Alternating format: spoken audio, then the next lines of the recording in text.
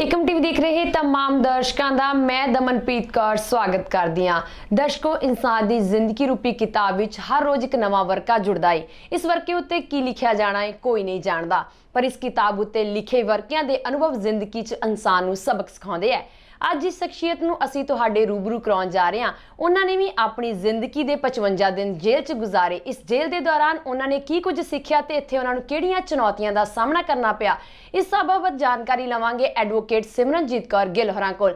Madam, Ekam TV ਤੇ ਤੁਹਾਡਾ ਬਹੁਤ-ਬਹੁਤ ਸਵਾਗਤ ਹੈ। ਧੰਨਵਾਦ ਜੀ। ਮੈਡਮ, ਸਭ ਤੋਂ ਪਹਿਲਾਂ ਸਾਡੇ ਦਰਸ਼ਕਾਂ ਨੂੰ ਇਹ ਦੱਸੋ ਕਿ ਅਜਿਹੀ ਕਿਹੜੀ ਘਟਨਾ ਵਾਪਰੀ ਜਿਸ ਦੇ ਆਧਾਰ ਤੇ ਤੁਹਾਨੂੰ ਜਿਹੜਾ ਜੇਲ੍ਹ ਦੇ ਵਿੱਚ ਜਾਣਾ ਪਿਆ? ਘਟਨਾ ਹੁਣ ਮੈਂ ਉਹਦੇ ਬਾਰੇ ਕੀ ਬੋਲਾਂ। ਇੱਕ ਮੇਰੀ ਵੀਡੀਓ ਕਲਿੱਪ ਸੀ 17 ਮਿੰਟ ਦੀ, ਜਿਹਦੇ ਵਿੱਚ ਆਪਣੇ ਲੁਧਿਆਣੇ ਦੇ ਵਿੱਚ ਇੱਕ ਛੋਟੀ ਬੱਚੀ ਸੀਗੀ, ਉਹਦੇ ਨਾਲ ਉਹਦੇ ਬੱਸ ਦੇ ਵਿੱਚ ਕੋਈ ਛੇੜਛਾੜ ਹੋਈ ਸੀਗੀ ਤੇ ਉਹਦੇ ਪ੍ਰੋਟੈਸਟ ਨਾਲ ਰਿਲੇਟਡ ਸੀਗੀ। ਤੇ ਉਦੋਂ ਬਾਅਦ ਇੱਥੇ ਅਲੀ ਮੰਗਟ ਵਾਲਾ ਸੀਨ ਚੱਲ ਰਿਹਾ ਸੀਗਾ ਮੋਹਾਲੀ ਦੇ ਵਿੱਚ, ਸਤੰਬਰ ਮਹੀਨੇ ਦੀ ਗੱਲ ਆ, ਪਿਛਲੇ ਸਾਲ ਦੀ। ਤੇ ਸੇਮ ਡੇ ਉੱਥੇ ਵਾਲੇ ਪ੍ਰੋਟੈਸਟ 'ਚ ਕੋਈ ਨਹੀਂ ਪਹੁੰਚਿਆ, ਪਰ ਅਲੀ ਮੰਗਟ ਦੀ ਸਪੋਰਟ ਦੇ ਵਿੱਚ ਯੂਥ ਮਤਲਬ ਨੇਰੀ ਵਾਂਗੂ ਆ ਗਿਆ। ਤਾਂ ਮੈਂ ਉਸ ਚੀਜ਼ ਦੀ ਤੁਲਨਾ ਕਰਦੇ ਹੋਏ ਗੱਲ ਕੀਤੀ ਸੀਗੀ ਕਿ ਸਾਡਾ ਯੂਥ ਕਿੱਧਰ ਜਾ ਰਿਹਾ, ਸਾਡੇ ਆਈਡੀਅਲਸ ਕੌਣ ਹੋਣੇ ਚਾਹੀਦੇ, ਚਾਈਲਡ ਅਬਿਊਜ਼ ਦੇ ਬਾਰੇ ਗੱਲ ਕੀਤੀ ਸੀ। ਮਤਲਬ ਆਹ ਚੀਜ਼ਾਂ ਡਿਸਕਸ ਕਰਦੇ ਕਰਦੇ ਮੇਰੇ ਤੋਂ ਮੈਂ ਇੱਕ ਉਦਾਹਰਨ ਦਿੱਤੀ, ਲੱਖੇ ਸਿਧਾਣੇ ਦੀ, ਇਨਸਾਨ ਦੇ ਵਿੱਚ ਪਰਿਵਰਤਨ ਦੀ ਗੱਲ ਕੀਤੀ। ਜਦੋਂ ਇਨਸਾਨ ਦੇ ਵਿੱਚ ਪਰਿਵਰਤਨ ਦੀ ਗੱਲ ਕੀਤੀ, ਉਹ ਇੱਕ ਸ਼ਬਦਾਵਲੀ ਜਿਹਨੂੰ ਉਹਨਾਂ ਨੇ ਜਿਹੜਾ ਮਹਰਿਸ਼ੀ ਵਾਲਮੀਕੀ ਦਾ ਭਾਈਚਾਰਾ ਆ, ਠੀਕ ਆ, ਉਸ ਭਾਈਚਾਰੇ ਨੇ ਉਹ ਸਟੇਟਮੈਂਟ ਨੂੰ ਗਲਤ ਲੈ ਲਿਆ। ਉਹਨਾਂ ਨੂੰ ਲੱਗਿਆ ਕਿ ਮੈਂ ਸ਼ਾਇਦ ਲੱਖੇ ਸਿਧਾਣੇ ਦੇ ਨਾਲ ਜਿਹੜਾ ਹੈਗਾ ਆ ਵਾਲਮੀਕ ਜੀ ਦੀ ਤੁਲਨਾ ਕੀਤੀ ਹੈ, ਜਦ ਕਿ ਉਹ ਮੈਂ ਇਨਸਾਨ 'ਚ ਪਰਿਵਰਤਨ ਦੀ ਗੱਲ ਕੀਤੀ ਸੀਗੀ। ਉਹ ਕਹਿੰਦੇ ਕਿ ਚੀਜ਼ਾਂ ਨੂੰ ਮਿਸਅੰਡਰਸਟੂਡ ਕਰ ਲੈਂਦੇ ਆ। ਦੈਨ ਉਹਨਾਂ ਨੇ ਮੈਨੂੰ ਕਾਲ ਵਗੈਰਾ ਕੀਤੀ ਤੇ ਕਾਲ ਦੇ ਉੱਤੇ ਮੈਂ ਉਹਨਾਂ ਨੂੰ ਕਲੀਅਰ ਕੀਤਾ ਵੀ ਇੱਦਾਂ ਕਰਕੇ ਹੈ ਵੀ। ਤੇ ਫਿਰ ਉਹਨਾਂ ਨੇ ਕਿਹਾ ਜੀ ਤੁਸੀਂ ਆਹ ਨਹੀਂ ਬੋਲ ਸਕਦੇ, ਤੁਸੀਂ ਫਲਾਣਾ ਨਹੀਂ ਬੋਲ ਸਕਦੇ। ਮੈਂ ਕਿਹਾ ਠੀਕ ਹੈ ਵੀਰੇ, ਵੀ ਜੇ ਤੁਹਾਨੂੰ ਆਹ ਗੱਲ ਲੱਗਦੀ ਆ, ਪਹਿਲੀ ਗੱਲ ਮੇਰੀ ਕੋਈ ਇੰਟੈਂਸ਼ਨ ਨਹੀਂ ਹੈਗੀ ਇੱਦਾਂ ਦੀਆਂ ਗੱਲਾਂ ਬੋਲਣ ਦੀ, ਮੈਂ ਇਨਸਾਨ 'ਚ ਪਰਿਵਰਤਨ ਦੀ ਗੱਲ ਕੀਤੀ ਆ। ਮਤਲਬ ਮੈਂ ਜੋ ਗੱਲ ਕਹੀ ਮੈਂ ਉੱਤੇ ਅੜੀ ਰਹੀ ਆ ਨਾ, ਮੈਂ ਜੋ ਚੀਜ਼ ਸੱਚ ਸੀ ਤੇ ਮੈਂ ਅੱਜ ਵੀ ਉਹੀ ਗੱਲ ਬੋਲਦੀ ਆ, ਠੀਕ। ਤੇ ਮੈਂ ਉਹ ਆ ਕੇ ਫਿਰ ਉਹਦੇ ਲਈ ਮੈਂ ਕਿਹਾ ਜੇ ਮੇਰੇ ਕਰਕੇ ਕਿਸੇ ਦੀਆਂ ਭਾਵਨਾਵਾਂ ਹਰਟ ਹੋਈਆਂ, ਮੈਂ ਮਾਫੀ ਮੰਗਣ ਨੂੰ ਤਿਆਰ ਹਾਂ। ਜਿੱਥੇ ਕਹੋਗੇ ਮੈਂ ਮੱਥਾ ਵੀ ਟੇਕ ਲੂੰਗੀ, ਕੋਈ ਚੱਕਰ ਨਹੀਂ। ਆਪਾਂ ਨੂੰ ਕੀ ਫਰਕ ਪੈਂਦਾ, ਕਿਉਂਕਿ ਆਪਣੇ ਲਈ ਸਾਰੇ ਧਰਮ ਬਰਾਬਰ ਨੇ, ਜਿਵੇਂ ਬਾਬਾ ਨਾਨਕ ਉਵੇਂ ਮਹਰਿਸ਼ੀ ਵਾਲਮੀਕ ਜੀ, ਹਨਾ। ਤੇ ਉਦੋਂ ਬਾਅਦ ਵਿੱਚ ਮੈਟਰ 3 ਮਹੀਨੇ ਠੰਡਾ ਪੈ ਗਿਆ ਕਿ ਸ਼ਾਇਦ ਉਹ ਦਰਖਾਸਤਾਂ ਦੇਈ ਗਏ। ਉਹਨਾਂ ਨੇ ਕਿਹਾ ਸੀ ਅਸੀਂ 23 ਦਰਖਾਸਤਾਂ ਦਿੱਤੀਆਂ ਨੇ ਤੇ ਕੋਈ ਗੱਲ ਸਾਹਮਣੇ ਆਈ ਨਹੀਂ ਐ ਸੱਚ। ਇੱਕ FIR ਦਾ ਪਹਿਲਾਂ ਦੀ ਹੋਈ ਸੀਗੀ ਆਪਣੀ ਕਪੂਰਥਲੇ ਦੇ ਵਿੱਚ 18 ਸਤੰਬਰ ਦੀ, ਪਰ ਉਹਨਾਂ ਨੂੰ ਪਤਾ ਸੀ ਸਾਰਾ ਕੁਝ। ਉਹਨਾਂ ਨੇ ਅਰੈਸਟ ਨਹੀਂ, ਕੁਛ ਨਹੀਂ, ਮਤਲਬ ਪਤਾ ਨਹੀਂ ਕਿਸੇ ਹੋਰ ਹੀ ਪਠਾਨਕੋਟ ਦਾ ਐਡਰੈਸ ਦਿੱਤਾ ਹੋਇਆ ਸੀਗਾ। ਤੇ ਫਿਰ ਉਦੋਂ ਬਾਅਦ ਵਿੱਚ ਮੈਂ ਦਸੰਬਰ ਦੇ ਮਹੀਨੇ ਦੇ ਵਿੱਚ ਮੈਂ ਚਾਈਲਡ ਅਬਿਊਜ਼ ਤੇ ਵਰਕ ਕਰ ਰਹੀ ਸੀਗੀ। ਸਕੂਲਾਂ ਦੇ ਵਿੱਚ ਜਾ ਕੇ ਬੱਚਿਆਂ ਨੂੰ ਯੌਨ ਸ਼ੋਸ਼ਣ ਬਾਰੇ ਸਮਝਾ ਰਹੀ ਸੀਗੀ, ਆਪਣੇ ਫਿਰੋਜ਼ਪੁਰ ਏਰੀਏ ਦੇ ਵਿੱਚ ਬਾਰਡਰ ਬੈਲਟ ਤੇ ਮੈਂ ਉਹਨਾਂ ਦਿਨਾਂ 'ਚ ਉੱਥੇ ਸੀਗੀ। ਤੇ ਮੈਨੂੰ 24 ਤਰੀਕ ਨੂੰ ਮੈਂ ਵਾਪਸ ਆਈ ਹਾਂ ਉੱਥੋਂ, ਸਕੂਲ ਬੰਦ ਹੋ ਜਾਂਦੇ ਆ, ਮੈਂ ਵਾਪਸ ਆਈ ਹਾਂ। ਤੇ ਅੱਜ ਤੋਂ ਮੇਰੇ ਲੈਂਡਲੋਰਡ ਦਾ ਫੋਨ ਆਇਆ ਕਿ ਬੇਟਾ ਤੈਨੂੰ ਲੱਭਣ ਲਈ ਪੁਲਿਸ ਆਈ ਹੋਈ ਸੀ। ਮੈਂ ਕਿਹਾ ਅੰਕਲ ਜੀ ਕੀ ਗੱਲ ਹੋ ਗਈ ਪੁਲਿਸ ਕਾ? ਤੇ ਕਹਿੰਦੇ ਕੋਈ ਪਰਚਾ ਪੁਰਚਾ ਹੋ ਗਿਆ ਤੇਰੇ ਤੇ। ਮੈਂ ਉਹਨਾਂ ਨੂੰ ਕਿਹਾ ਕਿ ਮੈਨੂੰ ਨੰਬਰ ਦਿਓ, ਮੈਂ ਪਤਾ ਕਰਦੀ ਹਾਂ। ਮੈਂ ਥਾਣੇ ਫੋਨ ਕਰਕੇ ਉੱਥੇ ਸੇਮ ਮੈਂ ਪੁੱਛਿਆ, ਉਹ ਕਹਿੰਦੇ ਜੀ ਹੁਣ ਤਾਂ ਅਸੀਂ ਚਲੇ ਗਏ, ਅਸੀਂ ਤਫਤੀਸ਼ ਕਰਨ ਆਏ ਸੀਗੇ ਵੀ ਤੁਸੀਂ ਇੱਥੇ ਰਹਿੰਦੇ ਹੋ। ਮੈਂ ਕਿਹਾ ਮੇਰਾ ਤਾਂ ਪਤਾ ਸੀ, ਤੁਸੀਂ ਮੈਨੂੰ ਇਨਵੈਸਟੀਗੇਸ਼ਨ ਲਈ ਬੁਲਾਉਂਦੇ, ਤੁਸੀਂ ਬਿਨਾਂ ਪੁੱਛੇ, ਬਿਨਾਂ ਦੇਖੇ, ਬਿਨਾਂ ਜਾਣੇ ਤੁਸੀਂ ਮੇਰੇ ਤੇ FIR ਕੱਟਦੀ। ਮੈਨੂੰ ਵੀ ਗੁੱਸਾ ਆਇਆ। ਇੱਧਰੋਂ ਮੈਂ ਲਾਈਵ ਹੋ ਕੇ ਬੋਲੀ ਵੀ ਇਹ ਚੀਜ਼ਾਂ ਗਲਤ ਆ, ਵੀ ਤੁਸੀਂ ਗਲਤ ਲੈ ਕੇ ਗਏ ਹੋ, ਵੀ ਮੈਂ ਇੱਦਾਂ ਨਹੀਂ ਕੀਤਾ। ਉੱਧਰੋਂ ਉਹਨਾਂ ਨੇ ਮੇਰੇ ਬਾਰੇ ਕੋਈ ਹੈਗਾ ਆ ਲੁਧਿਆਣੇ ਤੋਂ ਕੋਈ ਡਾਕਟਰ ਆ, ਉਹਨੇ ਬੜੀ ਬਕਵਾਸ ਕੀਤੀ। ਕਹਿੰਦਾ ਇਹਦੀ ਧੌਣ ਦੇ ਵਿੱਚ ਕੀਲਾ ਆ, ਜੱਟਵਾਦ ਆ, ਫਲਾਨਾ ਆ, ਧਮਕਾ ਆ। ਗੁੱਸਾ ਤਾਂ ਆਉਂਦਾ ਹੀ ਹੈ ਜਦੋਂ ਤੁਸੀਂ ਇਨਸਾਨੀਅਤ ਲਈ ਕੰਮ ਕਰਦੇ ਹੋ, ਪਰ ਮੈਂ ਉਹਦਾ ਕੋਈ ਰਿਪਲਾਈ ਨਹੀਂ ਕੀਤਾ ਹੈਗਾ।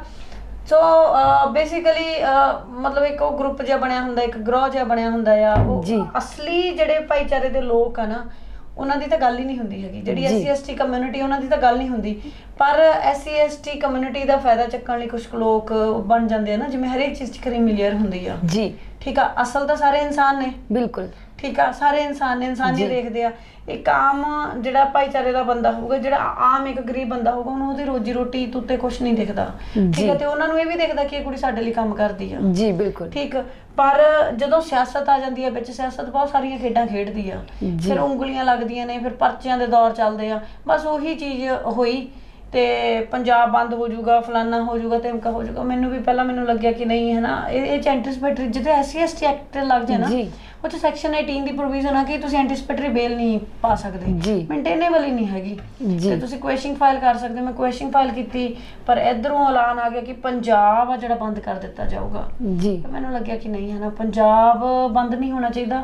ਜੇ ਮੇਰੀ ਇੱਕ ਅਰੈਸਟ ਦੇ ਕਰਕੇ ਮੈਂ ਘਰੇ ਵੀ ਡਿਸਕਸ ਕੀਤਾ, ਪਾਪਾ ਮਤਲਬ ਮੇਰੇ ਤਾਇਆ ਜੀ, ਉਹ ਕਹਿੰਦੇ ਅਰੈਸਟ ਹੋ ਜਾ ਜੀ, ਕਹਿੰਦੇ ਭੱਜਣ ਨਾਲੋਂ ਅਰੈਸਟ ਹੋਣਾ ਬੈਟਰ ਆ ਜੀ, ਕਿਉਂਕਿ ਅਸੀਂ ਕਿਸੇ ਦਾ ਨੁਕਸਾਨ ਨਹੀਂ ਕਰਨਾ ਚਾਹੁੰਦੇ। ਅਸੀਂ ਨਹੀਂ ਚਾਹੁੰਦੇ ਹੈਗੇ, ਮੈਂ ਨਹੀਂ ਚਾਹੁੰਦੀ ਸੀਗੀ ਕਿ ਜਿਸ ਪੰਜਾਬ ਦੇ ਹਿੱਤਾਂ ਦੇ ਲਈ ਮੈਂ ਲੜਦੀ ਫਿਰਦੀ ਹਾਂ, ਜਿਸ ਪੰਜਾਬ ਦੇ ਹਿੱਤਾਂ ਦੀ ਖਾਤਰ, ਤੇ ਉਸ ਪੰਜਾਬ ਦੇ ਲੋਕਾਂ ਨੂੰ ਬੰਦ ਦਾ ਸਾਹਮਣਾ ਕਰਕੇ ਮੇਰੇ ਕਰਕੇ ਔਖ ਦੇਖਣੀ ਪਵੇ ਜੀ। ਤੁਸੀਂ ਕਾਫੀ ਸਮਾਂ ਜਿਹੜਾ ਸਿਮਰਨਜੀਤ ਕੌਰ ਅੰਡਰਗਰਾਉਂਡ ਵੀ ਰਹੇ ਸੀਗੇ, ਇਸ ਦੇ ਪਿੱਛੇ ਕਾਰਨ ਕੀ ਸੀਗਾ? ਜਾਂ ਤਾਂ ਤੁਸੀਂ ਆਪਣਾ ਬਚਾਓ ਕਰਨਾ ਚਾਹੁੰਦੇ ਸੀ ਕਿ ਕਾਨੂੰਨ ਦੇ ਆਧਾਰ ਤੇ ਜਿਹੜਾ ਹੈ ਲੜਾਈ ਲੜਨਾ ਚਾਹੁੰਦੇ ਸੀ, ਜਾਂ ਫਿਰ ਕੋਈ ਹੋਰ ਕਾਰਨ ਸੀਗੇ? ਨਹੀਂ, ਆਬਵੀਅਸ ਕਾਨੂੰਨ ਦੇ ਆਧਾਰ ਤੇ ਤਾਂ ਲੜਾਈ ਲੜਨਾ ਹੀ ਚਾਹੁੰਦੀ ਸੀਗੀ। ਮੈਂ ਤੁਹਾਨੂੰ ਦੱਸਿਆ ਨਾ ਕਿ ਸੈਕਸ਼ਨ 18 ਹੈਗਾ SC/ST ਐਕਟ ਦੇ ਵਿੱਚ, ਜਿਹਦੇ ਤੇ SC/ST ਐਕਟ ਲੱਗ ਗਿਆ, ਉਹਦੇ ਵਿੱਚ ਜਿਹੜੀ ਬੇਲ ਆ ਮੇਨਟੇਨੇਬਲ ਨਹੀਂ ਹੈਗੀ। ਐਂਟੀਸਿਪੇਟਰੀ ਬੇਲ ਨਹੀਂ ਲੱਗਦੀ, ਰੈਗੂਲਰ ਬੇਲ ਲੱਗ ਜੂਗੀ ਪ੍ਰਾਈਮਾ ਫੇਸਾਈ ਜੇ ਹੈਗਾ ਹੈ ਨਾ ਉਸ ਬੇਸਿਸ ਤੇ, ਪਰ ਐਂਟੀਸਿਪੇਟਰੀ ਬੇਲ ਆ ਜਿਹੜੀ ਉਹ ਕੋਰਟ ਚ ਲੱਗ ਨਹੀਂ, ਹਾਈ ਕੋਰਟ ਚ ਵੀ ਨਹੀਂ ਲੱਗ ਸਕਦੀ ਹੈ।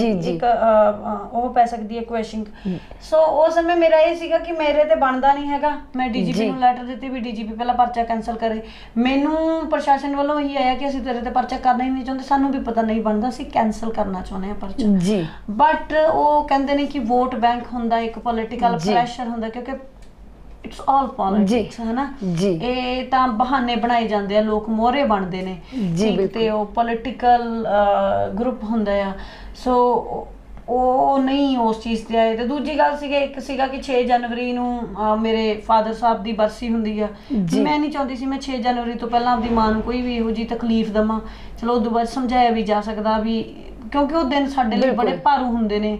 ਉਹਨਾਂ ਦਿਨਾਂ 'ਚ ਆਖਰੀ ਵਾਰ ਡੈਡ ਨੂੰ ਮਿਲੇ ਸੀਗੇ, ਤੇ ਮਤਲਬ ਮੈਂ ਨਹੀਂ ਚਾਹੁੰਦੀ ਸੀ ਕਿ 6 ਜਨਵਰੀ ਤੋਂ ਪਹਿਲਾਂ ਮੈਂ ਅਰੈਸਟ ਹੋ ਕੇ ਆਪਦੀ ਮਾਂ ਨੂੰ ਹੋਰ ਕੋਈ ਨਵੀਂ ਤਕਲੀਫ ਦੇਵਾਂ, ਕਿਉਂਕਿ ਮਾਂ ਦੇ ਮਾਈਂਡ 'ਚ ਤਾਂ ਉਹੀ ਗੱਲ ਆਉਂਦੀ ਹੈ ਵੀ ਤੂੰ ਉਹ ਵਾਲੇ ਕੰਮ ਨਹੀਂ ਕਰਦੀ ਆ ਜਿਹੜੇ ਤੇਰੇ ਡੈਡ ਕਰਦੇ ਸੀਗੇ, ਤੂੰ ਕਿਉਂ ਲੋਕਾਂ ਦੇ ਲਈ ਲੜਦੀ ਫਿਰਦੀ ਆ।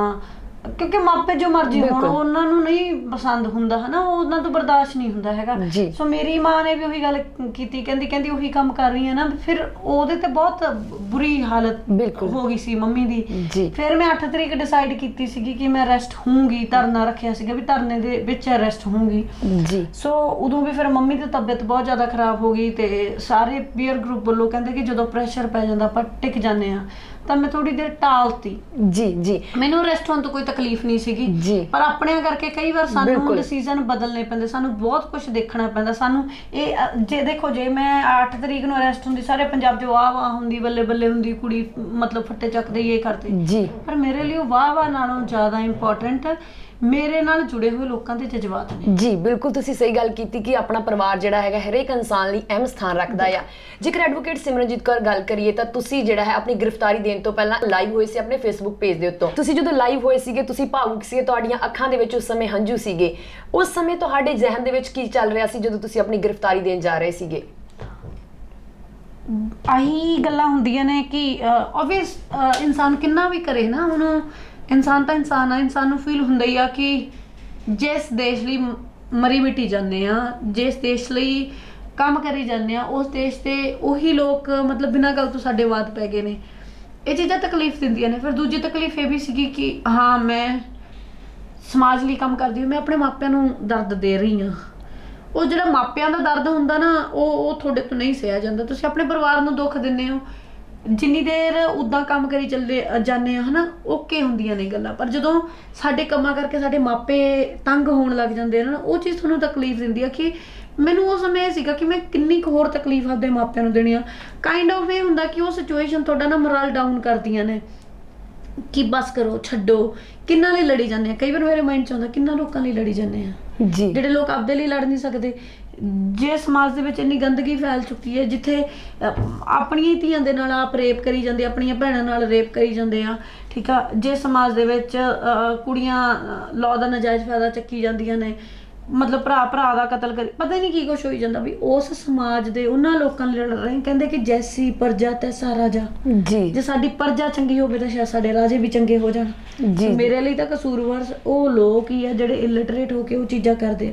ਸੋ ਉਸ ਸਮੇਂ ਇਹ ਗੱਲ ਸੀਗੀ ਵੀ ਜਿਨ੍ਹਾਂ ਲੋਕਾਂ ਦੀ ਖਾਤਰ, ਕਿਉਂਕਿ ਜਦੋਂ ਮੇਰੇ ਤੇ ਪਰਚਾ ਹੁੰਦਾ, ਮੈਂ ਚਾਈਲਡ ਅਬਿਊਜ਼ ਤੇ ਕੰਮ ਕਰ ਰਹੀ ਸੀ ਫੀਲਡ ਦੇ ਵਿੱਚ। ਜੀ ਠੀਕ ਆ, ਸਾਡੀਆਂ ਕਿੰਨੀਆਂ ਕੁ ਕੁੜੀਆਂ ਨੇ ਜਿਹੜੀਆਂ ਆਪਦੀਆਂ ਗੱਡੀਆਂ ਆਪ ਚੱਕ ਕੇ ਆਪ ਘਰੋਂ ਬਾਹਰ ਹੋ ਕੇ ਇੱਕ ਉਦੇਸ਼ ਨੂੰ ਲੈ ਕੇ ਤੁਰੀਆਂ ਫਿਰਦੀਆਂ ਨੇ। ਜੀ, ਠੀਕ ਆ, ਕਰਦੇ ਹੋਣਗੇ ਪੈਸੇ ਨਾਲ, ਸਮਾਜ ਸੇਵਾ ਬਹੁਤ ਲੋਕ ਕਰਦੇ ਆ, ਜੀ ਪਰ ਪੈਸਾ ਤੇ ਉਹ ਆਪਣਾ ਵਹੀਕਲ, ਆਪਣਾ ਟਾਈਮ, ਆਪਣਾ ਕੰਮ ਛੱਡ ਕੇ, ਆਪਣਾ ਪਰਿਵਾਰ ਛੱਡ ਕੇ ਕਿੰਨੇ ਕੁ ਲੋਕ ਤੁਰੇ ਫਿਰਦੇ। ਮੈਂ ਨਹੀਂ ਕਹਿੰਦੀ ਕਿ ਮੈਂ ਬਹੁਤ ਵੱਡਾ ਕੰਮ ਕਰੀ ਜਾਂਦੀ ਹਾਂ, ਨਹੀਂ, ਜੀ ਪਰ ਮੇਰੀ ਭਾਵਨਾ ਸੱਚੀ ਹੈ, ਇਸ ਲਈ ਮੈਨੂੰ ਉਹ ਚੀਜ਼ਾਂ ਬੁਰੀਆਂ ਲੱਗਦੀਆਂ ਕਿ ਮੈਂ ਕੁਝ ਕਰਨ ਲੱਗਦੀ ਹਾਂ, ਨਾਲ ਦੀ ਨਾਲ ਮੇਰੇ ਰਾਹ ਦੇ ਵਿੱਚ ਰੁਕਾਵਟਾਂ ਖੜੀਆਂ ਹੋ ਜਾਂਦੀਆਂ ਨੇ। ਮੈਂ ਕੋਈ ਰਾਜਨੀਤੀ ਨਹੀਂ ਕਰ ਰਹੀ ਸੀਗੀ, ਠੀਕ ਆ, ਮੈਨੂੰ ਰਾਜਨੀਤੀ ਦੇ ਆਫਰ ਆਉਂਦੇ, ਮੈਂ ਕਿਸੇ ਵੱਲ ਨਹੀਂ ਜਾਂਦੀ। ਮੇਰੀ ਪ੍ਰੋਬਲਮ ਇਹ ਆ ਕਿ ਮੈਂ ਸੱਚਾ ਬੇਬਾਕ ਹੋ ਕੇ ਬੋਲਦੀ ਆ, ਤੇ ਇਹੀ ਚੀਜ਼ ਤੋਂ ਲੋਕਾਂ ਨੂੰ ਤਕਲੀਫ ਹੁੰਦੀ ਹੈ। ਇਹ ਚੀਜ਼ਾਂ ਭਾਵੁਕ ਕਰ ਦਿੰਦੀਆਂ ਨੇ।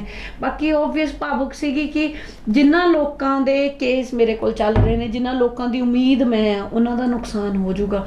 ਹੋਇਆ ਜਸਪਾਲ ਵਾਲੇ ਕੇਸ ਦਾ ਬਹੁਤ ਨੁਕਸਾਨ ਹੋਇਆ, ਇੱਕ ਛੋਟੀ ਬੱਚੀ ਦਾ ਕੇਸ ਸੀਗਾ ਜੀ, ਮੇਰੇ ਅੰਦਰ ਜਾਣ ਕਰਕੇ ਉਹਦਾ ਨੁਕਸਾਨ ਹੋਇਆ। ਇੱਕ ਕੁੜੀ ਮੈਨੂੰ ਜੇਲ੍ਹ ਦੇ ਵਿੱਚ ਮਿਲੀ, ਕਹਿੰਦੀ ਮੈਂ ਤੁਹਾਨੂੰ ਬਹੁਤ ਕੰਟੈਕਟ ਕੀਤਾ, ਤੁਹਾਡੇ ਵੱਲੋਂ ਕੋਈ ਰਿਪਲਾਈ ਨਹੀਂ ਆਇਆ। ਠੀਕ ਆ, ਤੇ ਜੇ ਤੁਸੀਂ ਰਿਪਲਾਈ ਕਰਤਾ ਹੁੰਦਾ ਮੈਂ ਅੱਜ ਜੇਲ੍ਹ 'ਚ ਨਾ ਹੁੰਦੀ, ਕਿਉਂਕਿ ਉਹਨੂੰ ਉਹਦੇ ਹਸਬੈਂਡ ਨੇ ਝੂਠੇ ਚੋਰੀ ਦੇ ਪਰਚੇ 'ਚ ਫਸਾਤਾ ਸੀਗਾ। ਪਰ ਮੈਂ ਉਹਦਾ ਰਿਪਲਾਈ ਤਾਂ ਕਰ ਪਾਉਂਦੀ ਨਾ ਜੇ ਮੈਂ ਉਸ ਸਮੇਂ ਅਵੇਲੇਬਲ ਹੁੰਦੀ। ਜੀ ਸੋ ਇਹੋ ਜਿਹੀਆਂ ਚੀਜ਼ਾਂ ਭਾਵੁਕ ਕਰ ਦਿੰਦੀਆਂ ਨੇ, ਕਿਉਂਕਿ ਤੁਸੀਂ ਕਿੰਨੇ ਲੋਕਾਂ ਦੀ ਮਦਦ ਕਰਨ ਤੋਂ ਖੁੰਝ ਜਾਂਦੇ ਹੋ, ਕਿੰਨੇ ਲੋਕਾਂ ਦੀ ਉਮੀਦ ਹੁੰਦੇ ਹੋ, ਜਿਹੜੀ ਉਹ ਉਮੀਦ ਅੰਦਰ ਜਾਣ ਕਰਕੇ ਟੁੱਟ ਜਾਂਦੀ ਹੈ। ਕਿਉਂਕਿ ਮੇਰੀ ਟੀਮ ਦੇ ਵਿੱਚ ਸਾਰੇ ਆਲਮੋਸਟ ਛੋਟੀ ਉਮਰ ਦੇ ਨੇ। ਜੀ, ਉਹਨਾਂ ਨੇ ਉਹੀ ਚੀਜ਼ ਕਰਨੀ ਹੈ ਜਿਵੇਂ ਮੈਂ ਕਹਿਤਾ, ਉਹਨਾਂ ਨੇ ਹਰੇਕ ਚੀਜ਼ ਮੇਰੇ ਤੋਂ ਪੁੱਛ ਕੇ ਕਰਨੀ ਹੈ ਕਿ ਦੀਦੀ ਕਿਵੇਂ ਕਰੀਏ। ਜੀ ਜੀ, ਮਤਲਬ ਤੁਸੀਂ ਮਤਲਬ ਕਿ ਜਦੋਂ ਜੇਲ੍ਹ ਦੇ ਵਿੱਚ ਗਏ, ਕਿਉਂਕਿ ਅਕਸਰ ਕਿਹਾ ਜਾਂਦਾ ਹੈ ਕਿ ਜਿਹੜੀ ਸਿਮਰਨਜੀਤ ਕੌਰ ਗਿੱਲ ਹੈ ਬੇਬਾਕ ਹੋ ਕੇ ਬੋਲਦੇ ਆ, ਇਹ ਕਿਸੇ ਤੋਂ ਡਰਦੇ ਨਹੀਂ, ਬਹੁਤ ਜ਼ਿਆਦਾ ਨਿਡਰ ਰਹਿੰਦੇ ਆ। ਜਦੋਂ ਸਿਮਰਨਜੀਤ ਕੌਰ ਗਿੱਲ ਜੇਲ੍ਹ 'ਚ ਚਲੇ ਗਏ ਹਨਾ, ਉਹਨਾਂ ਲਈ ਪਹਿਲੀ ਰਾਤ ਜੇਲ੍ਹ ਦੇ ਵਿੱਚ ਬਿਤਾਉਣੀ ਕਿਵੇਂ ਸੀ? ਨਹੀਂ, ਪਹਿਲੇ ਦੋ ਰਾਤਾਂ ਤਾਂ ਮੈਂ ਰਹੀ ਹਾਂ ਥਾਣੇ 'ਚ। ਜੀ, ਕਿਉਂਕਿ ਮੈਂ 18 ਜਨਵਰੀ ਨੂੰ ਅਰੈਸਟ ਹੋਈ ਹਾਂ। ਸੋ ਥਾਣੇ ਦੇ ਵਿੱਚ ਠੀਕ ਸੀਗਾ, ਕਿਉਂਕਿ ਥਾਣੇ ਦੇ ਵਿੱਚ ਮੋਸਟਲੀ ਲੇਡੀਜ਼ ਨੂੰ ਉਹ ਜਿਹੜੀਆਂ ਜੇਲ੍ਹ ਹੁੰਦੀਆਂ ਨੇ ਨਾ, ਉਹ ਮਤਲਬ ਉਹ ਬਣੀਆਂ ਹੁੰਦੀਆਂ ਹਵਾਲਾਤ, ਉੱਥੇ ਨਹੀਂ ਪਾਉਂਦੇ ਹੈਗੇ। ਜੀ, ਸੋ ਉਹਨਾਂ ਨੂੰ ਬੈੱਡ ਦੇ ਦਿੱਤਾ ਜਾਂਦਾ ਹੈ, ਪਰ ਮੈਨੂੰ ਵੀ ਦੇ ਦਿੱਤਾ ਗਿਆ ਸੀਗਾ ਬੈੱਡ, ਤੇ ਆਰਾਮ ਨਾਲ ਸੀਗੀ। ਜੀ, ਉਹ ਉੱਥੇ ਤਾਂ ਹਜੇ ਠੀਕ ਸੀ। ਜਦੋਂ ਉੱਧਰ ਗਈ ਆ ਮੈਨੂੰ ਹੁਣ ਵੀ ਯਾਦ ਆ ਕਿ ਜੇਲ੍ਹ 'ਚ ਐਂਟਰੀ ਕਰ ਰਹੀ ਸੀਗੀ ਤੇ ਮੇਰੇ ਮੂੰਹ ਤੇ ਸਮਾਈਲ ਸੀਗੀ। ਸਾਰੀਆਂ ਲੇਡੀਜ਼ ਨਾ, ਮਤਲਬ ਅਜੀਬ ਸੀਗੀ ਗੱਲ ਕਿ ਮੇਰੀ ਜਿਹੜੀ ਬੈਰਕ ਮਿਲੀ ਤੇ ਜਿੱਥੇ ਮੈਂ ਗਈ, ਸਾਰੀਆਂ ਮੈਨੂੰ ਭੱਜ ਕੇ ਮਿਲੀਆਂ, ਤੇ ਕੁਛ ਜਾਣਦੇ ਸੀਗੇ, ਕੁਛ ਨਹੀਂ ਜਾਣਦੇ ਸੀਗੇ। ਤੇ ਮੈਂ ਉਹਨਾਂ ਨੂੰ ਸਵਾਲ ਕੀਤਾ ਵੀ ਤੁਸੀਂ ਸਾਰੇ ਜਣੇ ਭੱਜ ਕੇ ਮੈਨੂੰ ਕਿਉਂ ਮਿਲੇ ਹਨਾ। ਕਹਿੰਦੇ ਜੇਲ੍ਹ 'ਚ ਪਹਿਲੀ ਵਾਰ ਕੋਈ ਕੁੜੀ ਆ ਜਿਹੜੀ ਖੁਸ਼ ਹੋਈ ਆਈ ਸੀਗੀ, ਵੀ ਹੱਸਦੀ ਹੋਈ ਆਈ ਸੀ। ਮੈਂ ਕਿਹਾ ਮੈਂ ਵਕੀਲ ਆ, ਮੈਨੂੰ ਪਤਾ ਵੀ ਮੈਂ ਕਿਹੜਾ ਇੱਥੇ ਰਹੀ ਜਾਣਾ। ਜੀ, ਦਿਨ ਲੱਗ ਸਕਦੇ ਨੇ, ਮੈਨੂੰ ਪਤਾ ਵੀ ਮੈਂ ਇੱਥੋਂ ਨਿਕਲ ਜਾਣਾ, ਕਿਉਂਕਿ ਮੇਰਾ ਕੋਈ ਕਸੂਰ ਨਹੀਂ। ਮੈਂ ਕਿਹਾ ਜਿਹੜੇ ਲੋਕ ਇੱਥੇ ਆਉਂਦੇ ਆ ਉਹਨਾਂ ਨੂੰ ਪਤਾ ਨਹੀਂ ਹੁੰਦਾ, ਉਹਨਾਂ ਦੇ ਚੈਨ 'ਚ ਡਰ ਹੁੰਦਾ ਆ ਕਿ ਪਤਾ ਨਹੀਂ ਸਾਡੇ ਨਾਲ ਕੀ ਹੋਊਗਾ, ਕਿੰਨੀ ਦੇਰ ਰਵਾਂਗੇ। ਸੋ ਮੈਨੂੰ ਇਹ ਚੀਜ਼ਾਂ ਪਤਾ ਸੀਗੀਆਂ। ਸੋ ਐਡੀ ਕੋਈ ਖਾਸ ਮੈਂ ਕਹਾਂ ਵੀ ਪ੍ਰੋਬਲਮ ਆ, ਹਾਂ ਘਰਦਿਆਂ ਨੂੰ ਮਿਸ ਕਰਨਾ ਸ਼ੁਰੂ ਕੀਤਾ 10-15 ਦਿਨਾਂ ਬਾਅਦ ਸਾਰਿਆਂ ਦੀ, ਕਿਉਂਕਿ ਫੋਨ ਵੀ ਨਹੀਂ, ਕੁਛ ਵੀ ਨਹੀਂ, ਪਰ ਓਕੇ ਸੀਗਾ। ਮਤਲਬ 10-15 ਦਿਨ ਤਾਂ ਮੈਂ ਜਿਵੇਂ ਮੇਲੇ ਦੇ ਵਿੱਚ ਆਈ ਹੁੰਨੀ ਆ ਨਾ, ਹੀ ਕੱਟਦੇ। ਜੀ ਜੀ, ਜਣੀ ਉੱਥੇ ਤੁਸੀਂ ਜਿਹੜਾ ਇੱਕ ਵਧੀਆ ਮਾਹੌਲ ਨੂੰ ਸਿਰਜ ਲਿਆ ਸੀਗਾ ਪਹਿਲੇ। ਬਿਲਕੁਲ, ਮੈਨੂੰ ਨਾ ਉਹਨਾਂ ਨੇ ਜਾਂਦੀ ਹੀ ਇਹ ਬੋਲਦਾ ਸੀਗਾ, ਸੁਪਰਡੈਂਟ ਸਾਹਿਬ ਨੂੰ ਪਤਾ ਸੀਗਾ ਵੀ ਇਹ ਕੁੜੀ ਆ, ਤੇ ਉਹਨਾਂ ਨੇ ਮੈਨੂੰ ਕਿਹਾ ਕਿ ਤੂੰ ਨਾ ਲਾਇਬ੍ਰੇਰੀ 'ਚ ਹੀ ਰਹੀ ਜ਼ਿਆਦਾ, ਵੀ ਤੇਰੇ ਨਾਲ ਇੱਥੇ ਕਿਸੇ ਦੀ ਸੋਚ ਮੈਚ ਨਹੀਂ ਕਰਨੀ। ਸੋ ਉੱਥੇ ਬੁੱਕਸ ਸੀਗੀਆਂ, ਸੋ ਮੈਂ ਆਪਣੀਆਂ ਕਿਤਾਬਾਂ ਵੀ ਲੈ ਕੇ ਗਈ ਸੀਗੀ, ਮੈਂ ਪੜ੍ਹਦੀ ਰਹਿੰਦੀ ਸੀਗੀ। ਤੇ ਫਿਰ ਉਹਨਾਂ ਨੇ ਮੈਨੂੰ ਕਿਹਾ ਵੀ ਤੂੰ ਆਈ ਆ ਤੇ ਤੂੰ ਦੇਖ ਲਾ ਵੀ ਇੱਥੇ ਜੇ ਤੂੰ ਕਿਸੇ ਨੂੰ ਕੁਛ ਸਿਖਾ ਸਕਦੀ। ਮੈਂ ਕੋਸ਼ਿਸ਼ ਕੀਤੀ ਵੀ ਕਲਾਸਾਂ ਲਾਈਏ, ਟਾਈਮ ਵੀ ਬੰਨੇ, ਇੰਨੇ ਵਜੇ ਤੋਂ ਇੰਨੇ ਵਜੇ ਆ ਕਲਾਸ। ਖੈਰ ਕੋਈ ਖਾਸ ਲੋਕ ਨਹੀਂ ਆਏ, 4-5 ਜਣੇ ਮੇਰੇ ਸਟੂਡੈਂਟ ਸੀਗੇ, ਉਹਨਾਂ ਨੂੰ ਮੈਂ ਪੜ੍ਹਾਉਂਦੀ ਸੀਗੀ, ਉੱਥੇ ਇੰਗਲਿਸ਼ ਸਿਖਾਉਂਦੀ ਸੀਗੀ। ਜੀ, ਇੱਕ ਬੀਬੀ ਉਹਨੂੰ ਮੈਂ ਪਾਠ ਸਿਖਾਉਂਦੀ ਸੀਗੀ। ਸੋ ਇਹੋ ਜਿਹੀਆਂ ਚੀਜ਼ਾਂ। ਜੀ, ਸਿਮਰਨਜੀਤ ਕੌਰ, ਜਦੋਂ ਤੁਸੀਂ ਜੇਲ੍ਹ ਦੇ ਵਿੱਚ ਸੀ, ਤੁਸੀਂ 4 ਵਾਰੀ ਆਪਣੀ ਬੈਰਕ ਨੂੰ ਬਦਲਿਆ ਸੀਗਾ। ਬੈਰਕ ਨੂੰ ਬਦਲਣ ਦਾ ਕਾਰਨ ਕੀ ਸੀਗਾ? ਜਿਹੜੇ ਖੈਰ ਇੱਥੇ ਅੰਮ੍ਰਿਤਸਰ ਦੇ ਵਿੱਚ ਹੀ ਬੈਰਕ ਬਦਲੀ ਸੀਗੀ। ਇੱਕ ਤਾਂ ਲੇਡੀਜ਼ ਨਾ ਆਪਸ ਦੇ ਵਿੱਚ ਬਹੁਤ ਗੰਦੀਆਂ ਗਾਲਾਂ ਕੱਢ ਕੇ ਲੜਦੀਆਂ ਨੇ। ਮੇਰਾ ਉਹ ਮਾਹੌਲ ਨਹੀਂ ਸੀਗਾ ਕਿ ਮੈਂ ਉਹ ਚੀਜ਼ਾਂ ਦੇਖਾਂ। 4 ਵਾਰ ਨਹੀਂ, ਖੈਰ 2 ਵਾਰੀ ਬਦਲੀ ਆ। ਉਹ ਨਾ ਮਾਹੌਲ ਮੇਰੇ ਲਈ ਸਹੀ ਨਹੀਂ ਸੀਗਾ। ਦੂਜੀ ਗੱਲ ਇਹ ਵੀ ਹੈਗੀ ਆ ਕਿ ਜਿਹੜੀਆਂ ਦੂਜੇ ਭਾਈਚਾਰੇ ਦੀਆਂ ਲੇਡੀ ਸੀਗੀਆਂ, ਉਹ ਅੰਦਰ ਥੋੜਾ ਤੰਗ ਪਰੇਸ਼ਾਨ ਕਰਦੀਆਂ ਸੀਗੀਆਂ। ਸੋ ਉਹ ਚੀਜ਼ਾਂ ਫੇਸ ਕੀਤੀਆਂ ਨੇ। ਸੋ ਉਹਨਾਂ ਨੂੰ ਮੈਂ ਇਦਾਂ ਨਹੀਂ ਹਲੇ ਡਿਸਕਸ ਕਰਦੀ, ਉਹ ਮੈਂ ਆਪਣੀ ਬੁੱਕ ਦੇ ਵਿੱਚ ਲਿਖ ਕੇ ਪਾਉਂਗੀ ਵੀ ਕਿੱਦਾਂ ਕਿੱਦਾਂ ਕੀ ਆ। ਇੱਕ ਨਿੱਕੀ ਨਿੱਕੀ ਚੀਜ਼ ਦੇ ਉੱਤੇ ਹੀ ਮੈਨੂੰ ਆ ਕੇ ਬੋਲਿਆ ਜਾਣਾ, ਤੂੰ ਸਾਡੇ ਮਹਾਰਾਜ ਨੂੰ ਗਾਲਾਂ ਕੱਢੀਆਂ। ਮੈਂ ਕਦੇ ਜ਼ਿੰਦਗੀ 'ਚ ਇਨਸਾਨ ਨੂੰ ਗਾਲ ਨਹੀਂ ਕੱਢੀ ਹੈਗੀ, ਕਦੇ ਕੁੱਤੇ ਜਾਨਵਰ ਨੂੰ ਗਾਲ ਨਹੀਂ ਕੱਢੀ ਹੈਗੀ। ਕੁੱਤਾ ਹੋ ਗਿਆ, ਮੱਝ ਹੋ ਗਈ, ਗਾਂ ਹੋ ਗਈ, ਉਹਨਾਂ ਨੂੰ ਗਾਲ ਨਹੀਂ ਕੱਢੀ। ਤੇ ਮੈਂ ਮਤਲਬ ਕਿਸੇ ਦੇ ਧਾਰਮਿਕ ਗੁਰੂ ਨੂੰ ਮੈਂ ਗਾਲ ਕਿੱਦਾਂ ਕੱਢ ਸਕਦੀ ਹਾਂ ਨਾ। ਉਹ ਚੀਜ਼ ਬਹੁਤ ਪਿੰਚ ਕਰਦੀ ਸੀਗੀ, ਉਹ ਚੀਜ਼ ਮੈਨੂੰ ਹਰਟ ਕਰਦੀ ਸੀਗੀ। ਮੈਂ ਅਕਸਰ ਅਪਸੈਟ ਹੋ ਜਾਂਦੀ ਸੀਗੀ ਉਸ ਚੀਜ਼ ਨੂੰ ਦੇਖ ਕੇ ਵੀ ਇਹ ਕਿਉਂ ਹੋ ਰਿਹਾ ਆ। ਤੇ ਫਿਰ ਜਦੋਂ ਆਪਸ ਦੇ ਵਿੱਚ ਲੜ ਕੇ ਮੈਂ ਗੰਦੀਆਂ ਗਾਲਾਂ, ਉਹ ਨਾਨ ਵੈਜ ਸ਼ਿਟ ਟਾਕ ਦੀ ਮੈਂ ਯੂਜ਼ ਟੂ ਨਹੀਂ ਹੈਗੀ, ਕਿਉਂਕਿ ਆਪਣਾ এনवायरमेंट ਹੋਰ ਹੁੰਦਾ ਜੀ। ਸੋ ਸਵੇਰੇ ਸਵੇਰੇ ਉੱਠਦੇ ਸਾਰ ਜਦੋਂ ਤੁਹਾਡੇ ਕੰਨ ਦੇ ਵਿੱਚ ਉਹੋ ਜਿਹੀਆਂ ਚੀਜ਼ਾਂ ਆਪਸ ਦੇ ਵਿੱਚ ਚਮਚੇ ਪਿੱਛੇ ਲੜ ਰਹੇ ਹੋ, ਉਸ ਚੀਜ਼ ਉਹ ਬਰਦਾਸ਼ਤ ਜੀ ਨਹੀਂ ਹੁੰਦੀ ਹੈਗੀ। ਸੋ ਮੈਂ ਸ਼ਿਫਟ ਕਰ ਜਾਂਦੀ ਸੀਗੀ, ਕਿਤੇ ਮਾਂ ਬੱਚੇ ਨੂੰ ਕੁੱਟ ਰਹੀ।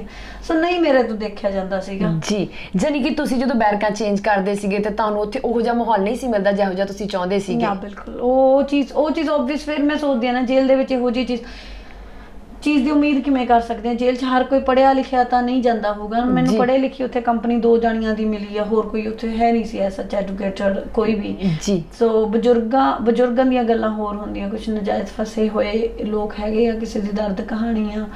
ਸੋ ਬਹੁਤ ਸਾਰੀਆਂ ਚੀਜ਼ਾਂ ਸਿੱਖੀਆਂ, ਪਰ ਉੱਥੇ ਯੰਗ ਕੁੜੀਆਂ ਜ਼ਿਆਦਾ ਸੀਗੀਆਂ ਜਿਹੜੀਆਂ ਹਸਬੈਂਡ ਨੂੰ ਮਾਰ ਕੇ ਸੀਗੀਆਂ। ਮਸਤ ਮੌਲਾ ਉਹ ਹਿਸਾਬ ਕਿਤਾਬ ਹੋਰ ਹੁੰਦਾ ਆ, ਕਿਸੇ ਦਾ ਕੁਛ ਤਰੀਕਾ, ਕਿਸੇ ਦਾ ਕੁਛ ਤਰੀਕਾ ਜੀ। ਸੋ ਉਹੋ ਜਿਹਾ ਕੋਈ ਇਸ਼ੂ ਨਹੀਂ, ਬਸ ਉਹ ਗਾਲਾਂ ਜਿਹੜੀਆਂ ਨੇ ਨਾ ਆਪਸ 'ਚ ਕੱਢਣੀਆਂ, ਉਹ ਮੇਰੇ ਤੋਂ ਨਹੀਂ ਸੁਣੀਆਂ ਜਾਂਦੀਆਂ ਜੀ। ਮੈਡਮ ਅਕਸਰ ਹੀ ਜਿਹੜਾ ਹੈ ਜੇਲ੍ਹਾਂ ਨੂੰ ਸੁਧਾਰ ਘਰ ਕਿਹਾ ਜਾਂਦਾ ਹੈ। ਤੁਸੀਂ ਜੇਲ੍ਹ ਦੇ ਵਿੱਚ ਸਮਾਂ ਗੁਜ਼ਾਰਿਆ 55 ਦਿਨ ਦਾ, ਤੁਹਾਨੂੰ ਕੀ ਲੱਗਦਾ ਵਾਕਈ ਉਹ ਸੁਧਾਰ ਘਰ ਹੁੰਦੀਆਂ ਨੇ ਕਿ ਨਹੀਂ? ਦੇਖੋ ਇਹ ਨਾ ਪਰਸਨ ਟੂ ਪਰਸਨ ਵੈਰੀ ਕਰਦੀਆਂ ਨੇ ਜੀ। ਜੇ ਮੈਂ ਦੱਸਾਂ, ਮੈਂ ਉੱਥੇ ਜਾ ਕੇ ਸੈਲਫ ਮੰਥਨ ਕਹਿੰਦੇ ਆ ਜਿਹਨੂੰ, ਉਹ ਕੀਤਾ ਹਨਾ। ਜਿਹੜਾ ਮੈਂ ਉਹ ਮੰਥਨ ਕੀਤਾ ਆਪਣੇ ਵਿਚਾਰਾਂ ਦਾ, ਆਪਣੇ ਵਿਚਾਰਾਂ ਦੀ ਲੜਾਈ, ਆਪਦੀ ਪਰਸਨੈਲਿਟੀ ਦੀ ਆਪਸ 'ਚ ਲੜਾਈ, ਆਪਦੇ ਕਿਹੜੇ ਗੁਣ ਨੇ, ਕਿਹੜੇ ਔਗਣ ਨੇ, ਕਿਹੜੀ ਚੀਜ਼ ਕਿਵੇਂ ਰੱਖਣੀ ਆ, ਕੀ ਗੱਲਾਂ ਨੇ, ਆਪਦੇ ਆਪ ਨੂੰ ਵਿਚਾਰਿਆ, ਸਮਝਿਆ, ਆਪਦੀਆਂ ਗਲਤੀਆਂ, ਕਿਸ ਤਰੀਕੇ ਨਾਲ ਕੀ ਚੀਜ਼ਾਂ ਕਰਨੀਆਂ ਨੇ, ਕੀ ਨਹੀਂ ਕਰਨੀਆਂ। ਸੋ ਮੈਨੂੰ ਤਾਂ ਲੱਗਦਾ ਆ ਕਿ ਸੁਧਾਰ ਤਾਂ ਹੁੰਦਾ ਆ ਇਨਸਾਨ 'ਚ, ਠੀਕ ਆ। ਬਾਕੀ ਡਿਸਪਲਿਨ ਵੀ ਸਿਖਾਇਆ ਜਾਂਦਾ ਆ ਜੇ ਉਸ ਚੀਜ਼ ਨੂੰ ਫੋਲੋ ਕੀਤਾ ਜਾਵੇ। ਪਰ ਕਹਿੰਦੇ ਆ ਕਿ ਇੱਕ ਗੰਦੀ ਮੱਛੀ ਸਾਰੇ ਤਲਾਬ ਨੂੰ ਗੰਦਾ ਕਰ ਦਿੰਦੀ ਆ। ਸੋ ਉਹੋ ਜਿਹੀਆਂ ਚੀਜ਼ਾਂ ਵੀ ਹੋ ਜਾਂਦੀਆਂ ਨੇ, ਪਰ ਇਹ ਉਹਨਾਂ ਲੋਕਾਂ ਤੇ ਅਸਰ ਕਰਦੀਆਂ ਨੇ ਚੀਜ਼ਾਂ ਜਿਹੜੇ ਲੋਕਾਂ ਨੇ ਗੰਦੇ ਹੋਣਾ ਹੁੰਦਾ ਆ, ਠੀਕ ਆ। ਏਦਾਂ ਤਾਂ ਹੁਣ ਉੱਥੇ ਲੇਡੀਜ਼ ਗਾਲਾਂ ਕੱਢਦੀਆਂ ਸੀ, ਮੈਂ ਤਾਂ ਨਹੀਂ ਗਾਲਾਂ ਕੱਢਣ ਲੱਗ ਗਈ ਜੀ। ਸੋ ਇਹ ਤਾਂ ਸਾਡੇ ਤੇ ਆ ਵੀ ਅਸੀਂ ਕੀ ਸਿੱਖ ਕੇ ਆਉਣਾ ਆ, ਕੀ ਨਹੀਂ ਸਿੱਖ ਕੇ ਆਉਣਾ। ਜੇ ਦੇਖਿਆ ਜਾਵੇ ਕਿ ਜੇ ਕੋਈ ਮੁਜਰਮ ਜਾਂਦਾ ਆ, ਜਦੋਂ ਪਰਿਵਾਰ ਤੋਂ ਦੂਰ ਹੁੰਦਾ, ਉਹ ਭਾਵੁਕ ਹੁੰਦਾ ਆ, ਤਾਂ ਉਹ ਵੀ ਸੁਧਰ ਕੇ ਆਊਗਾ। ਮੈਂ ਬਹੁਤ ਲੋਕਾਂ 'ਚ ਪਰਿਵਰਤਨ ਹੁੰਦੇ ਦੇਖੇ ਆ ਉੱਥੇ ਜੀ। ਉਸ ਤਰੀਕੇ ਨਾਲ ਸੁਧਾਰ ਘਰ ਹੁੰਦਾ ਆ, ਪਰ ਹਲੇ ਸਾਈਕੋਲੋਜੀ ਤੇ ਬਹੁਤ ਸਾਰਾ ਕੰਮ ਕਰਨ ਦੀ ਲੋੜ ਆ। ਜੇਲ੍ਹਾਂ ਦੇ ਵਿੱਚ ਹੋਰ ਬਹੁਤ ਸਾਰੇ ਸੁਧਾਰ ਕਰਨ ਦੀ ਲੋੜ ਆ। ਅਦਰਵਾਈਜ਼ ਮੈਨੂੰ ਮਤਲਬ ਇਹ ਆਪਣੀ ਪਰਸਨਲ ਓਪੀਨੀਅਨ ਹੈਗੀ ਆ ਕਿ ਇਹ ਸੁਧਾਰ ਘਰ ਤਾਂ ਹੈਗੇ ਨੇ ਜੀ। ਮੁੰਡਿਆਂ ਦਾ ਮੈਨੂੰ ਨਹੀਂ ਪਤਾ, ਕੁੜੀਆਂ ਨੂੰ ਤਾਂ ਸੁਧਾਰਦੇ ਜੀ। ਤੁਸੀਂ ਗੱਲ ਕੀਤੀ ਹੈਗੀ ਕਿ ਜੇਲ੍ਹਾਂ ਦੇ ਵਿੱਚ ਕਾਫੀ ਜ਼ਿਆਦਾ ਹਜੇ ਪਰਿਵਰਤਨ ਕਰਨ ਦੀ ਲੋੜ ਹੈ। ਕਿਹੜੀਆਂ ਸਮੱਸਿਆਵਾਂ ਦਾ ਤੁਹਾਨੂੰ ਜੇਲ੍ਹ ਦੇ ਅੰਦਰ ਸਾਹਮਣਾ ਕਰਨਾ ਪਿਆ ਸੀਗਾ? ਜਿਵੇਂ ਆਪਾਂ ਗੱਲ ਕਰ ਲਈਏ ਕਿ ਜਿਹੜੇ ਅੰਦਰ, ਇੱਕ ਤਾਂ ਹਰੇਕ ਚੀਜ਼ ਅੰਦਰ ਕਾਸਟਲੀ ਆ ਜੀ, ਠੀਕ ਹੈ। ਇੱਕ ਗਰੀਬ ਬੰਦਾ ਉੱਥੇ ਦੁੱਧ ਵੀ ਅਫੋਰਡ ਨਹੀਂ ਕਰ ਸਕਦਾ ਜੀ, ਠੀਕ ਹੈ। ਇਹਦੀ ਇੱਕ ਕੁਛ ਨਾ ਕੁਛ ਸਪੈਸ਼ਲ ਹੋਣਾ ਚਾਹੀਦਾ ਆ ਕਿ ਉਹਨਾਂ ਨੂੰ ਉਹ ਚੀਜ਼ਾਂ ਦੀ ਲੋੜ ਹੋਵੇ। ਦੂਜੀ ਗੱਲ ਆ ਕਿ ਜਿਹੜੀ ਬੈਡਿੰਗ ਹੁੰਦੀ ਹੈ ਜਿੱਥੇ ਆਪਾਂ ਸੌਂਦੇ ਆ ਹਨਾ ਜੀ, ਉਹ ਪਤਲਾ, ਬਸ ਇੱਕ ਪਤਲੀ ਚਾਦਰ ਵਾਂਗੂ ਹੁੰਦੀ ਆ, ਪੁੰਜੇ ਸੌਣ ਬਰਾਬਰ ਹੁੰਦੀ ਆ। ਸੋ ਉਹਦੇ ਵਿੱਚ ਜਿਵੇਂ ਅੰਮ੍ਰਿਤਸਰ ਸੀਗੇ, ਉਹਦੇ ਵਿੱਚ ਤਾਂ ਥੜੇ ਬਣੇ ਹੋਏ ਆ, ਥੜਿਆਂ ਦੇ ਮਤਲਬ ਕਾਈਂਡ ਆਫ ਬੈੱਡ ਟਾਈਪ ਹੁੰਦੇ ਆ। ਸੋ ਜਿਨ੍ਹਾਂ ਨੂੰ ਕਿਸੇ ਨੂੰ ਗੋਡੇ ਦੀ ਪ੍ਰੋਬਲਮ ਹੋਊਗੀ ਉਹਨੂੰ ਕੋਈ ਪ੍ਰੋਬਲਮ ਨਹੀਂ ਹੋਊਗੀ। ਪਰ ਜਿਹੜੀ ਜਿਵੇਂ ਰੋਪੜ ਜੇਲ੍ਹ ਆ ਜਾਂ ਛੋਟੀਆਂ ਜੇਲ੍ਹਾਂ ਨੇ, ਇਹਨਾਂ ਦੇ ਵਿੱਚ ਬਿਲਕੁਲ ਪੁੰਜੇ ਫਰਸ਼ ਦੇ ਉੱਤੇ ਸੌਣਾ ਪੈਂਦਾ ਆ ਹਨਾ ਜੀ। ਤੇ ਜਗ੍ਹਾ ਵੀ ਥੋੜੀ ਹੁੰਦੀ ਆ, ਬਿਮਾਰੀਆਂ ਲੱਗਣ ਦੇ ਵੀ ਚਾਂਸ ਹੁੰਦੇ ਆ। ਸੋ ਉਹਨਾਂ ਦੇ ਵਿੱਚ ਜੇ ਤੜੇ ਬਣ ਜਾਣ, ਜਿਹੜੀਆਂ ਬਜ਼ੁਰਗ ਲੇਡੀਜ਼ ਆ ਉਹਨਾਂ ਨੂੰ, ਜਿਨ੍ਹਾਂ ਨੂੰ ਬੈਠਣ 'ਚ ਪ੍ਰੋਬਲਮ ਆ, ਥੋੜੇ ਬਾਥਰੂਮ ਮੇਨਟੇਨ ਹੋਣੇ ਜ਼ਰੂਰੀ ਆ। ਬਹੁਤ ਗੰਦਗੀ ਹੁੰਦੀ ਆ, ਕਿੰਨੇ ਲੋਕਾਂ ਨੇ 75 ਜਾਣੇ ਇੱਕ ਬਾਥਰੂਮ ਟਾਇਲਟ ਸ਼ੇਅਰ ਕਰਨਾ। ਇਟ ਇਜ਼ ਵੈਰੀ ਡਿਫਿਕਲਟ ਜੀ, it is literally very difficult ਜੀ। ਬਾਕੀ ਕਾਫੀ ਜ਼ਿਆਦਾ ਸਮੱਸਿਆਵਾਂ ਔਰਤਾਂ ਨੂੰ ਸਾਹਮਣਾ ਕਰਨਾ ਪੈ ਰਿਹਾ ਜੇਲ੍ਹਾਂ ਦੇ। ਸੈਨੀਟਰੀ ਪੈਡਸ ਨਹੀਂ ਅਵੇਲੇਬਲ ਹੁੰਦੇ ਹੈਗੇ, ਬਾਹਰੋਂ ਵੀ ਨਹੀਂ ਲਿਆ ਸਕਦੇ। ਸੋ ਉਹ ਜਿਹੜੀ ਸੈਨੀਟਰੀ ਨੀਡ ਆ ਉਹ ਬਹੁਤ ਜ਼ਿਆਦਾ ਜ਼ਰੂਰੀ ਆ ਔਰਤ ਦੇ ਲਈ। ਫਿਰ ਮੈਨੂੰ ਨਹੀਂ ਪਤਾ ਹੈਗਾ ਹਨਾ ਉੱਥੇ ਨਾ, ਮਤਲਬ ਮੈਂ ਸੁਣਿਆ ਆ, ਬਟ ਮੈਂ ਆਈ ਡੋਂਟ ਥਿੰਕ ਸੋ ਵੀ ਇੱਦਾਂ ਦੀ ਕੋਈ ਗੱਲ ਹੋਊਗੀ। ਕਹਿੰਦੇ ਕਿ ਜਿਹੜਾ ਆਟਾ ਹੁੰਦਾ, ਆਟੇ ਦੇ ਵਿੱਚ ਸਮਥਿੰਗ ਕੁਝ ਐਡ ਕੀਤਾ ਜਾਂਦਾ ਜਿਹਦੇ ਨਾਲ ਜਿਹੜੀ ਉਹਨਾਂ ਦੀ ਮਤਲਬ ਪਾਵਰ ਹੁੰਦੀ ਆ ਉਹ ਫਿਨਿਸ਼ ਹੁੰਦੀ ਆ। But I don't think so we ਇਹੋ ਜਿਹਾ ਕੁਝ ਹੋਊਗਾ। ਸ਼ਾਇਦ ਉਹ ਚੀਜ਼ਾਂ ਸਿਰਫ ਜੇ ਕੋਈ ਕੁਛ ਐਡ ਵੀ ਕਰਦੇ ਹੋਣਗੇ ਉਹ just to control their mind ਹੋ ਸਕਦਾ ਆ ਕਿ ਉਹ ਕੋਈ ਇਹੋ ਜਿਹੀ ਹਰਕਤ ਜੇਲ੍ਹ ਦੇ ਵਿੱਚ ਨਾ ਕਰਨ। ਸੋ ਮਤਲਬ ਉਹ ਚੀਜ਼ਾਂ ਦਾ ਮੈਨੂੰ ਨਹੀਂ ਪਤਾ, ਬਟ ਮੈਂ ਇਹ ਚੀਜ਼ਾਂ ਜ਼ਰੂਰ ਚਾਹੁੰਦੀ ਹਾਂ ਕਿ ਉੱਥੇ ਰੈਗੂਲਰ ਜਿਹੜਾ ਹੈਗਾ ਆ ਇੱਕ ਕਾਉਂਸਲਰ ਪੱਕਾ ਹੋਣਾ ਚਾਹੀਦਾ ਹਰੇਕ ਜੇਲ੍ਹ ਦੇ ਵਿੱਚ ਜੋ ਪ੍ਰੋਪਰ ਤਰੀਕੇ ਨਾਲ ਕਾਉਂਸਲਿੰਗ ਦੇਵੇ। ਤੇ ਦੂਜੀ ਗੱਲ ਆ ਕਿ ਸਾਨੂੰ ਜਿੰਨੇ ਵੀ ਮੁਜਰਮ ਅੰਦਰ ਹੁੰਦੇ ਆ ਉਹਨਾਂ ਨੂੰ ਮਰੀਜ਼ਾਂ ਵਾਂਗੂ ਟਰੀਟ ਕਰਨ ਦੀ ਲੋੜ ਆ, ਕਿਉਂਕਿ ਉਹ ਕੋਈ ਵੀ ਬੰਦਾ ਅਪਰਾਧ ਕਰਦਾ ਆ, ਕੋਈ ਸਰਕਮਸਟੈਂਸਸ ਕਰਕੇ ਕਰਦਾ ਜਾਂ ਕੋਈ ਮਤਲਬ ਉਹਦਾ ਨੇਚਰ ਬਣ ਜਾਂਦਾ ਅਪਰਾਧ ਕਰਨ ਦਾ, ਉਹ ਕਰਦਾ ਜਾਂ ਕੋਈ ਵੀ ਆ, ਉਹਨਾਂ ਦੀ ਕੀ ਪਤਾ ਸਾਈਕੋਲੋਜੀ ਕਿਹੋ ਜਿਹੀ ਆ। ਸੋ ਉਹਨਾਂ ਦਾ ਸਾਈਕੋਲੋਜੀਕਲ ਜਿਹੜਾ ਟਰੀਟਮੈਂਟ ਆ ਦੈਟ ਇਜ਼ ਵੈਰੀ ਇੰਪੋਰਟੈਂਟ। ਸੋ ਉਸ ਪਾਸੇ ਧਿਆਨ ਦੇਣ ਦੀ ਲੋੜ ਹੈਗੀ ਆ ਜੀ। ਜਾਨੀ ਕਿ ਹਾਲੇ ਜੇਲ੍ਹਾਂ ਦੇ ਵਿੱਚ ਕਾਫੀ ਜ਼ਿਆਦਾ ਸਾਨੂੰ ਸੁਧਾਰ ਕਰਨ ਦੀ ਲੋੜ ਹੈ। ਜੇਕਰ ਸਿਮਰਨਜੀਤ ਕੌਰ ਗੱਲ ਕਰੀਏ, ਤੁਸੀਂ ਜਿਹੜਾ ਇੱਕ ਵਕੀਲ ਸੀਗੇ, ਵਕੀਲ ਹੋਣ ਦੇ ਬਾਵਜੂਦ ਤੁਹਾਨੂੰ ਜੇਲ੍ਹ ਦੇ ਵਿੱਚ ਜਾਣਾ ਪਿਆ ਤੇ ਆਮ ਲੋਕਾਂ ਦੇ ਨਾਲ ਇੱਥੇ ਕਿੰਨਾ ਕੁ ਇਨਸਾਫ ਹੁੰਦਾ ਹੋਊਗਾ, ਇਸ ਬਾਰੇ ਤੁਸੀਂ ਕੀ ਕਹੋਗੇ? ਦੇਖੋ, ਵਕੀਲ ਹੋਵੇ ਜਾਂ ਜੱਜ ਹੋਵੇ ਜਾਂ ਪੁਲਿਸ ਵਾਲਾ ਹੋਵੇ ਜਾਂ ਕੋਈ ਵੀ ਹੋਵੇ, ਹੈ ਨਾ, ਤੇ ਜੇ ਉਹਦੇ ਤੇ ਕੋਈ ਵੀ FIR ਹੋ ਗਈ, ਚਾਹੇ ਉਹ ਗਲਤ ਹੋ ਗਈ ਤੇ ਚਾਹੇ ਸਹੀ ਹੋ ਗਈ, ਤੇ ਜੇ ਉਹਨੇ ਅਰੈਸਟ ਦਿੱਤੀ ਆ ਜਾਂ ਉਹਨੂੰ ਫੜ ਲਿਆ ਗਿਆ, ਉਹਨੂੰ ਜੇਲ੍ਹ ਤਾਂ ਜਾਣਾ ਹੀ ਪਊਗਾ ਜੀ। ਠੀਕ ਆ, ਇਨਸਾਫ ਤਾਂ ਸਾਰਿਆਂ ਲਈ ਬਰਾਬਰ ਦਾ ਆ। ਠੀਕ ਆ, ਫਿਰ ਉਹ ਕੁੜੀ ਹੋਵੇ ਮੁੰਡਾ ਹੋਵੇ, ਚਾਹੇ ਕੋਈ ਅਮੀਰ ਹੋਵੇ ਤੇ ਗਰੀਬ ਹੋਵੇ, ਉੱਥੇ ਅਮੀਰ ਵੀ ਉਵੇਂ ਰਹਿੰਦਾ, ਗਰੀਬ ਵੀ ਉਵੇਂ ਰਹਿੰਦਾ ਆ। ਕੋਈ ਇਹਦਾ ਹੈ ਨਹੀਂ ਵੀ ਕੋਈ ਖਾਸ ਉਹਦੇ ਨਾਲ ਰਹੂਗਾ। ਠੀਕ। ਦੂਜੀ ਗੱਲ, ਜਿਸ ਤਰੀਕੇ ਨਾਲ ਮੈਨੂੰ ਗਲਤ ਉਹਦੇ ਵਿੱਚ ਫਸਾ ਦਿੱਤਾ ਗਿਆ ਸੀ, ਉਸ ਤਰੀਕੇ ਨਾਲ ਇੰਨੀ ਕੁ ਗੱਲ ਆ ਕਿ ਜੇ ਕਿਸੇ ਵੀ ਆਮ ਇਨਸਾਨ ਦੇ ਉੱਤੇ ਮਾੜੀ ਜੀ ਪਿੰਡ ਦੀ ਲਾਕ ਡਾਟ ਦੇ ਉੱਤੇ ਆਹ ਵਾਲਾ ਐਕਟ ਲੱਗ ਜੇ, ਉਹਦਾ ਪੂਰਾ ਤਬਾਹ ਹੋ ਜਾਂਦਾ ਆ, ਫਿਊਚਰ ਤਬਾਹ ਹੋ ਜਾਂਦਾ। ਕਿਉਂਕਿ ਪਹਿਲਾਂ ਤਾਂ ਜੇ ਅਰੈਸਟ ਹੋ ਵੀ ਗਏ ਆ, ਮਹੀਨਾ 2 ਮਹੀਨੇ ਉਹਨਾਂ ਦੀ ਜ਼ਮਾਨਤ ਨਹੀਂ ਹੋਣੀ, ਤੇ ਜੇ ਇੱਕ ਸੋਲ ਮੈਂਬਰ ਆ ਫੈਮਿਲੀ ਦਾ, ਉਹ ਸੋਲ ਅਰਨਿੰਗ ਮੈਂਬਰ ਆ, ਤਾਂ ਪੂਰਾ ਪਰਿਵਾਰ ਉੱਤੇ ਡਿਪੈਂਡੈਂਟ ਆ, ਪਰਿਵਾਰ ਦੇ ਹਾਲਾਤ ਖਰਾਬ ਹੋ ਜਾਂਦੇ ਆ। ਠੀਕ ਆ, ਫਿਰ ਸਾਡੇ ਵਕੀਲਾਂ ਦੀ ਫੀਸ ਬਹੁਤ ਜ਼ਿਆਦਾ ਹੁੰਦੀ ਆ। ਫਿਰ ਵਕੀਲਾਂ ਦੀ ਫੀਸ ਵੀ ਉਹ ਮਤਲਬ ਉਹਨਾਂ ਨੂੰ ਥੋੜਾ ਜਿਹਾ, ਕਈ ਵਕੀਲ ਹੈਗੇ ਆ ਜਿਵੇਂ ਜਿਹੜੇ ਗਰੀਬ ਲੋਕ ਆ ਉਹਨਾਂ ਨੂੰ ਮੈਂ ਵੀ ਲੀਗਲ ਏਡ ਦਿੰਦੀ ਆ, ਪਰ ਜਿਹੜੇ ਦੇ ਸਕਦੇ ਉਹ ਅਫੋਰਡ ਕਰ ਸਕਦੇ ਉਹਨਾਂ ਤੋਂ ਅਸੀਂ ਫੀਸ ਲਈਦੀ ਆ। ਸੋ ਉਹ ਵੀ ਇਫੈਕਟ ਹੈਗਾ। ਤੇ ਜਿਹੜੇ ਉਹਨਾਂ ਨੂੰ ਲੀਗਲ ਏਡ ਤੋਂ ਫ੍ਰੀ ਵਕੀਲ ਮਿਲਦੇ ਆ, ਉਹ ਚੰਗੀ ਤਰ੍ਹਾਂ ਧਿਆਨ ਨਹੀਂ ਦਿੰਦੇ ਹੈਗੇ ਜੀ। ਦੂਜੀ ਗੱਲ ਇਹ ਵੀ ਆ ਕਿ ਮੈਂ ਵਕੀਲ ਸੀਗੀ, ਮੈਨੂੰ ਤਾਂ ਕੋਈ ਗੁੰਮਰਾਹ ਕਰ ਨਹੀਂ ਸਕਦਾ ਹੈਗਾ, ਹੈ ਨਾ। ਮੇਰੇ ਆਪਣੇ ਸਾਰੇ ਵਕੀਲ ਮੇਰੇ ਨਾਲ ਸੀਗੇ, ਪਰ ਜਿਵੇਂ ਕਿਸੇ ਦੇ ਨਾਲ ਮਤਲਬ ਇਹੋ ਜਿਹੀ ਕੁਝ ਨਾ ਹੋਵੇ, ਜਾਣਕਾਰੀ ਨਾ ਹੋਵੇ, ਉਹਦੇ ਨਾਲ ਤਾਂ ਜੇ ਮੇਰੇ ਵਾਂਗੂ ਪਰਚਾ ਕਿਸੇ ਦੇ ਲਾਕ ਡਾਟ ਤੇ ਪਵੇ, ਉਹਦੇ ਨਾਲ ਤਾਂ ਫਿਰ ਧੱਕਾ ਹੀ। ਹੁਣ ਮੈਨੂੰ ਜਦੋਂ ਦੂਜੀ ਵਾਰ ਅਰੈਸਟ ਕੀਤਾ ਗਿਆ ਸੇਮ ਚੀਜ਼ 'ਚ, ਮੈਂ ਹਾਈ ਕੋਰਟ ਤੋਂ ਡਾਇਰੈਕਸ਼ਨ ਕਰਾ ਲਈਆਂ। ਠੀਕ ਆ, ਤੇ ਹਾਈ ਕੋਰਟ ਨੇ ਡਾਇਰੈਕਸ਼ਨ ਕੀਤੀਆਂ ਵੀ ਅਰੈਸਟ ਹੀ ਕਰਤੀ ਵੀ ਜੇ ਕਿਸੇ ਵੀ ਹੋਰ ਟਾਈਪ ਦੀ ਇਹ 'ਚ FIR ਕੀਤੀ ਹੋਊਗੀ, ਅਰੈਸਟ ਸਟੇ ਹੋਊਗਾ ਜਾਂ ਕੋਈ ਵੀ ਹੋਰ ਇਹੋ ਜਿਹਾ ਕੁਛ ਹੋਊਗਾ, ਪਰਚਾ ਨਹੀਂ ਹੋ ਸਕਦਾ ਸੇਮ ਜਿਹੜੇ ਇੰਸੀਡੈਂਟ ਹੈ ਇਹਨਾਂ ਦੇ ਉੱਤੇ। ਸੋ ਇਹ ਚੀਜ਼ ਬੜੀ ਉਹ ਹੈਗੀ ਆ ਮੇਰੇ ਲਈ, ਮਤਲਬ ਪਲੱਸ ਪੁਆਇੰਟ ਸੀਗਾ ਕਿ ਮੈਂ ਵਕੀਲ ਆ, ਮੈਨੂੰ ਪਤਾ ਹੈ। ਤੇ ਆਮ ਬੰਦਾ ਇਹਦੇ ਵਿੱਚ ਫਸ ਕੇ ਰਹਿ ਜਾਂਦਾ, ਉਹਨੂੰ ਸਮਝ ਹੀ ਨਹੀਂ ਆਉਂਦੀ ਵੀ ਉਹ ਕੀ ਕਰੇ, ਉਹ ਤਾਂ ਫਿਰ ਸਾਲਾਂ ਲਈ ਅੰਦਰ ਚਲਿਆ ਜਾਊਗਾ। ਤੇ ਦੂਜੀ ਗੱਲ, ਹਾਂਜੀ, ਇਨਸਾਫ ਆਮ ਬੰਦੇ ਦੀ ਪਹੁੰਚ ਤੋਂ ਬਹੁਤ ਬਾਹਰ ਹੈਗਾ ਆ, ਕਿਉਂਕਿ ਜੇ ਮੈਂ ਵਕੀਲ ਆ, ਉਹ ਮੇਰੀ ਜੇਲ੍ਹ ਵਾਲੇ ਹਿਸਾਬ ਕਿਤਾਬ ਨੂੰ ਲੈ ਕੇ ਨਹੀਂ, ਪਰ ਮੈਂ ਆਮ ਜਿਹੜੀ ਚੀਜ਼ ਵਿਚਰਦੀ ਆ, ਇਨਸਾਫ ਜ਼ਿਆਦਾਤਰ ਪਾਵਰ ਵਾਲੇ ਦੇ ਹੱਕ ਦਾ ਹੁੰਦਾ ਆ। ਗਰੀਬ ਨੂੰ ਬਹੁਤ ਔਖਾ ਇਨਸਾਫ ਮਿਲਦਾ, ਉਹ ਤਾਂ ਹੀ ਮਿਲ ਪਾਉਂਦਾ ਜੇ ਉਹਦੇ ਨਾਲ ਜਿਹੜਾ ਉਹਦੀ ਪੈਰਵੀ ਕਰਨ ਵਾਲਾ ਉਹ ਇਮਾਨਦਾਰ ਹੋਵੇ। ਸੋ ਉਹਨਾਂ ਦੇ ਵਕੀਲ ਦਾ ਇਮਾਨਦਾਰ ਹੋਣਾ ਬਹੁਤ ਜ਼ਰੂਰੀ ਆ। ਵਕੀਲ ਦਾ ਤਜਰਬਾ ਕਿੰਨਾ ਕੁ, ਇਹਦੇ ਨਾਲੋਂ ਜ਼ਿਆਦਾ ਉਹਦਾ ਇਮਾਨਦਾਰ ਹੋਣਾ ਮੈਟਰ ਕਰਦਾ ਆ ਜੀ। ਜਿਵੇਂ ਤੁਸੀਂ ਦੱਸਿਆ ਹੈਗਾ ਕਿ ਇੱਕ ਵਕੀਲ ਦਾ ਇਮਾਨਦਾਰ ਹੋਣਾ ਬਹੁਤ ਜ਼ਰੂਰੀ ਹੈ। ਤੁਸੀਂ ਜੇਲ੍ਹ ਦੇ ਵਿੱਚ ਗਏ, ਤੁਸੀਂ ਉੱਥੇ ਬਹੁਤ ਸਾਰੇ ਲੋਕਾਂ ਨੂੰ ਜਿਹੜਾ ਹੈ ਸੁਧਾਰ ਕਰਨ ਦੀ ਕੋਸ਼ਿਸ਼ ਕੀਤੀ, ਤੁਸੀਂ ਉਹਨਾਂ ਨੂੰ ਪੜ੍ਹਾਇਆ ਵੀ, ਹੈ ਨਾ, ਕਿਸੇ ਨੂੰ ਪਾਠ ਵੀ ਸਿਖਾਇਆ। ਬਾਹਰ ਆ ਕੇ ਕੀ ਉਹਨਾਂ ਲੋਕਾਂ ਦੇ ਨਾਲ ਤੁਹਾਡਾ ਕਦੇ ਰਾਬਤਾ ਹੋਇਆ ਕਿ ਨਹੀਂ? ਮੇਰਾ ਹੋਇਆ ਆ। ਉਹ ਰੋਪੜ ਜੇਲ੍ਹ ਦੇ ਵਿੱਚ ਇੱਕ ਬੀਬੀ ਹੈਗੇ ਨੇ ਜੀ, ਉਹਨਾਂ ਦੇ ਤਾਂ ਮੈਂ ਵੈਸੇ ਹੀ ਹੈਲਪ ਕਰਨਾ ਚਾਹੁੰਦੀ ਸੀ ਉਹਨਾਂ ਨੂੰ ਦੇਖ ਕੇ। ਤੇ ਉਹਨਾਂ ਦੇ ਬੇਟੇ ਦਾ ਮੈਨੂੰ ਅਚਾਨਕ ਕਾਲ ਆਈ ਕਿ ਏਦਾਂ ਕਰਕੇ ਮੇਰੀ ਮਾਤਾ ਆ, ਹੈ ਨਾ। ਤੇ ਮੈਂ ਪੁੱਛਿਆ ਵੀ ਉਹ ਨੇ, ਤੇ ਉਹਨਾਂ ਦੀ ਜ਼ਮਾਨਤ ਲਾਈ ਹੋਈ ਆ ਹਾਈ ਕੋਰਟ। ਠੀਕ ਆ, ਤੇ ਜਿੰਨੀ ਮੈਂ ਫੀਸ ਉਹਨਾਂ ਨੂੰ ਮੈਂ ਜਿੰਨੀ ਆਮ ਕਹਿੰਦੀ ਆ ਨਾ, ਜਦੋਂ ਉਹਨਾਂ ਨੇ ਕਿਹਾ ਉਹ ਮਾਤਾ ਆ, ਤਾਂ ਮੈਂ ਅੱਧੀ ਕਰਤੀ। ਮੈਨੂੰ ਇਹ ਤਾਂ ਪਤਾ ਹੈ ਵੀ ਚਲੋ ਦੇ ਸਕਦੇ ਨੇ, ਉਹਨਾਂ ਦਾ ਪਰਿਵਾਰ ਗਰੀਬ ਨਹੀਂ ਹੈਗਾ, ਹਨਾ। ਜੇ ਗਰੀਬ ਹੁੰਦਾ ਤਾਂ ਉਦਾਂ। ਉੱਥੇ ਇੱਕ ਕੁੜੀ ਹੈਗੀ ਆ, ਉਹਦੀ ਪਰ ਮੈਂ ਹੈਲਪ ਕਰਨਾ ਚਾਹੁੰਦੀ ਹਾਂ, ਉਹਦੀ ਮੈਂ ਹੈਲਪ ਅਜੇ ਕਰ ਨਹੀਂ ਪਾਈ। ਉਹਨੂੰ ਛੁੱਟੀ ਦਿਵਾਉਣੀ ਆ, ਉਹ ਆਪਣੇ ਹਸਬੈਂਡ ਦੇ ਕਤਲ ਦੇ ਵਿੱਚ ਅੰਦਰ ਆ, ਉਹ ਮੇਰੀ ਉੱਥੇ ਰੋਟੀ ਪਕਾਉਂਦੀ ਹੁੰਦੀ ਸੀਗੀ। ਉਹ ਜਦੋਂ ਮੈਂ ਉੱਧਰ ਜਾਣਾ ਸੀ ਮੁਬਾਰਕਪੁਰ ਦਾ, ਉਦੋਂ ਇੱਥੇ ਕਰੋਨਾ ਦੇ ਕੇਸਿਸ ਬਹੁਤ ਆ ਗਏ। ਸੋ ਜਿਸ ਤਰੀਕੇ ਨਾਲ ਮੈਂ ਉਹਨਾਂ ਦੀ ਹੈਲਪ ਕਰਨਾ ਚਾਹੁੰਦੀ ਹਾਂ, ਕਰੋਨਾ ਵਾਲੇ ਸੀਨ ਕਰਕੇ ਨਾ ਮੈਂ ਚੰਗੀ ਤਰ੍ਹਾਂ ਕਰ ਨਹੀਂ ਪਾਈ ਜੀ। ਸੋ ਅੰਦਰੋਂ ਮੈਨੂੰ ਆਉਂਦੇ ਆ, ਕਈ ਲੋਕ ਬਾਹਰ ਆ ਚੁੱਕੇ ਨੇ ਉੱਥੋਂ, ਸੋ ਉਹ ਵੀ ਕੰਟੈਕਟ ਕਰਦੇ ਨੇ, ਤੇ ਉੱਥੇ ਬੀਬੀ ਹੁੰਦੀ ਸੀਗੀ। ਸੋ ਇਹ ਜੀ ਗੱਲ ਨਹੀਂ, ਜਿਹੜੇ ਲੋਕ ਉੱਥੇ ਚੰਗੇ ਮਿਲੇ ਨੇ ਉਹਨਾਂ ਨਾਲ ਰਾਬਤਾ ਕਾਇਮ ਆ ਜੀ। ਜਿਵੇਂ ਜਿਹੜੇ ਚੰਗੇ ਮਿਲੇ ਆ। ਜੀ ਬਿਲਕੁਲ, ਜਿਵੇਂ ਤੁਸੀਂ ਗੱਲ ਕੀਤੀ ਕਿ ਤੁਸੀਂ ਜੇਲ੍ਹ ਦੇ ਵਿੱਚ ਤੁਹਾਡੀ ਰੋਟੀ ਪਕਾਇਆ ਕਰਦੇ ਸੀ, ਉਹ ਜਿਵੇਂ ਅਸੀਂ ਟੀਵੀਆਂ ਦੇ ਵਿੱਚ ਦੇਖਦੇ ਹੈਗੇ ਆ ਤਾਂ ਕਈ ਵਾਰੀ ਉਹ ਦਿਖਾਇਆ ਜਾਂਦਾ ਜਿਹੋ ਜੀ ਰੋਟੀ ਮਿਲਦੀ ਹੈ ਉਹ ਜੀ ਖਾਣੀ ਪੈਂਦੀ ਹੈ, ਕਿ ਅੰਦਰ ਇਹੋ ਜਿਹਾ ਕੁਝ ਹੁੰਦਾ ਕਿ ਜਾਂ ਆਪਣੇ ਹਿਸਾਬ ਨਾਲ ਬੰਦਾ ਖਾ ਸਕਦਾ ਹੈ? ਨਹੀਂ, ਇਹ ਜੇ ਤੁਸੀਂ ਅਫੋਰਡ ਕਰ ਸਕਦੇ ਹੋ ਨਾ, ਤੁਸੀਂ ਆਪਣੇ ਹਿਸਾਬ ਦੀ ਰੋਟੀ ਬਣਾ ਵੀ ਸਕਦੇ ਹੋ ਤੇ ਬਣਵਾ ਵੀ ਸਕਦੇ ਹੋ। ਸੋ ਅੰਮ੍ਰਿਤਸਰ ਜੇਲ੍ਹ ਦੇ ਵਿੱਚ ਵੀ ਸੀਗੇ ਇੱਕ ਦੀਦੀ, ਉਹ ਇਹਨਾਂ ਨੂੰ ਪੈਸੇ ਦੀ ਲੋੜ ਹੁੰਦੀ ਹੈ ਅੰਦਰ, ਹਨਾ, ਤੇ ਉਹ ਪੈਸੇ ਉਹ ਜਿਹੜੇ ਜਿਵੇਂ ਮੰਨ ਲਓ ਮੈਂ ਇੱਕ ਕੰਮ ਵਾਲੀ ਰੱਖ ਲਈ ਆ, 1000 ਰੁਪਏ ਇੱਕ ਜਣੇ ਦਾ ਮਹੀਨੇ ਦਾ ਹੁੰਦਾ, ਰੋਟੀ ਪਕਾਉਣ ਦਾ 1500 ਭਾਂਡੇ ਦਾ, ਤੇ ਕੁਝ ਹੋਰ ਚੀਜ਼ਾਂ ਮਿਲਾ ਕੇ ਮਤਲਬ 2000 ਰੁਪਏ ਮਹੀਨੇ ਦਾ ਉਹਨਾਂ ਦਾ ਹੁੰਦਾ ਆ ਜਿਹੜਾ ਆਪਾਂ ਦੇਣਾ ਹੁੰਦਾ ਆ। ਤੇ ਉਹ 2000 ਦੇ ਨਾਲ ਉਹਨਾਂ ਦਾ ਕਾਫੀ ਫਾਇਦਾ ਹੋ ਜਾਂਦਾ ਹੈ ਜੀ ਬਿਲਕੁਲ। ਜੇ ਉਹਨਾਂ ਨੂੰ 2000 ਦੇਣ ਵਾਲੇ 5 ਜਣੇ ਵੀ ਮਿਲ ਗਏ, ਉਹਨਾਂ ਦਾ 10000 ਹੋ ਗਿਆ ਮਹੀਨੇ ਦਾ, ਉਹਦੇ ਨਾਲ ਉਹਦੀ ਜ਼ਮਾਨਤ ਦੇ ਪੈਸੇ ਨਿਕਲੇ ਆਉਂਦੇ ਆ। ਜੀ ਜੀ। ਠੀਕ। ਖੈਰ ਮੈਂ ਤਾਂ ਉੱਥੇ ਪਨੀਰ ਦੇ ਪਰੌਂਠੇ ਬਹੁਤ ਖਾਦੇ ਨੇ, ਪਨੀਰ ਦੂਜੇ ਦੇ ਵੀ, ਕਿਉਂਕਿ ਹੋਰ ਤਾਂ ਕੋਈ ਸਵਾਦ ਹੁੰਦਾ ਨਹੀਂ ਸੀ।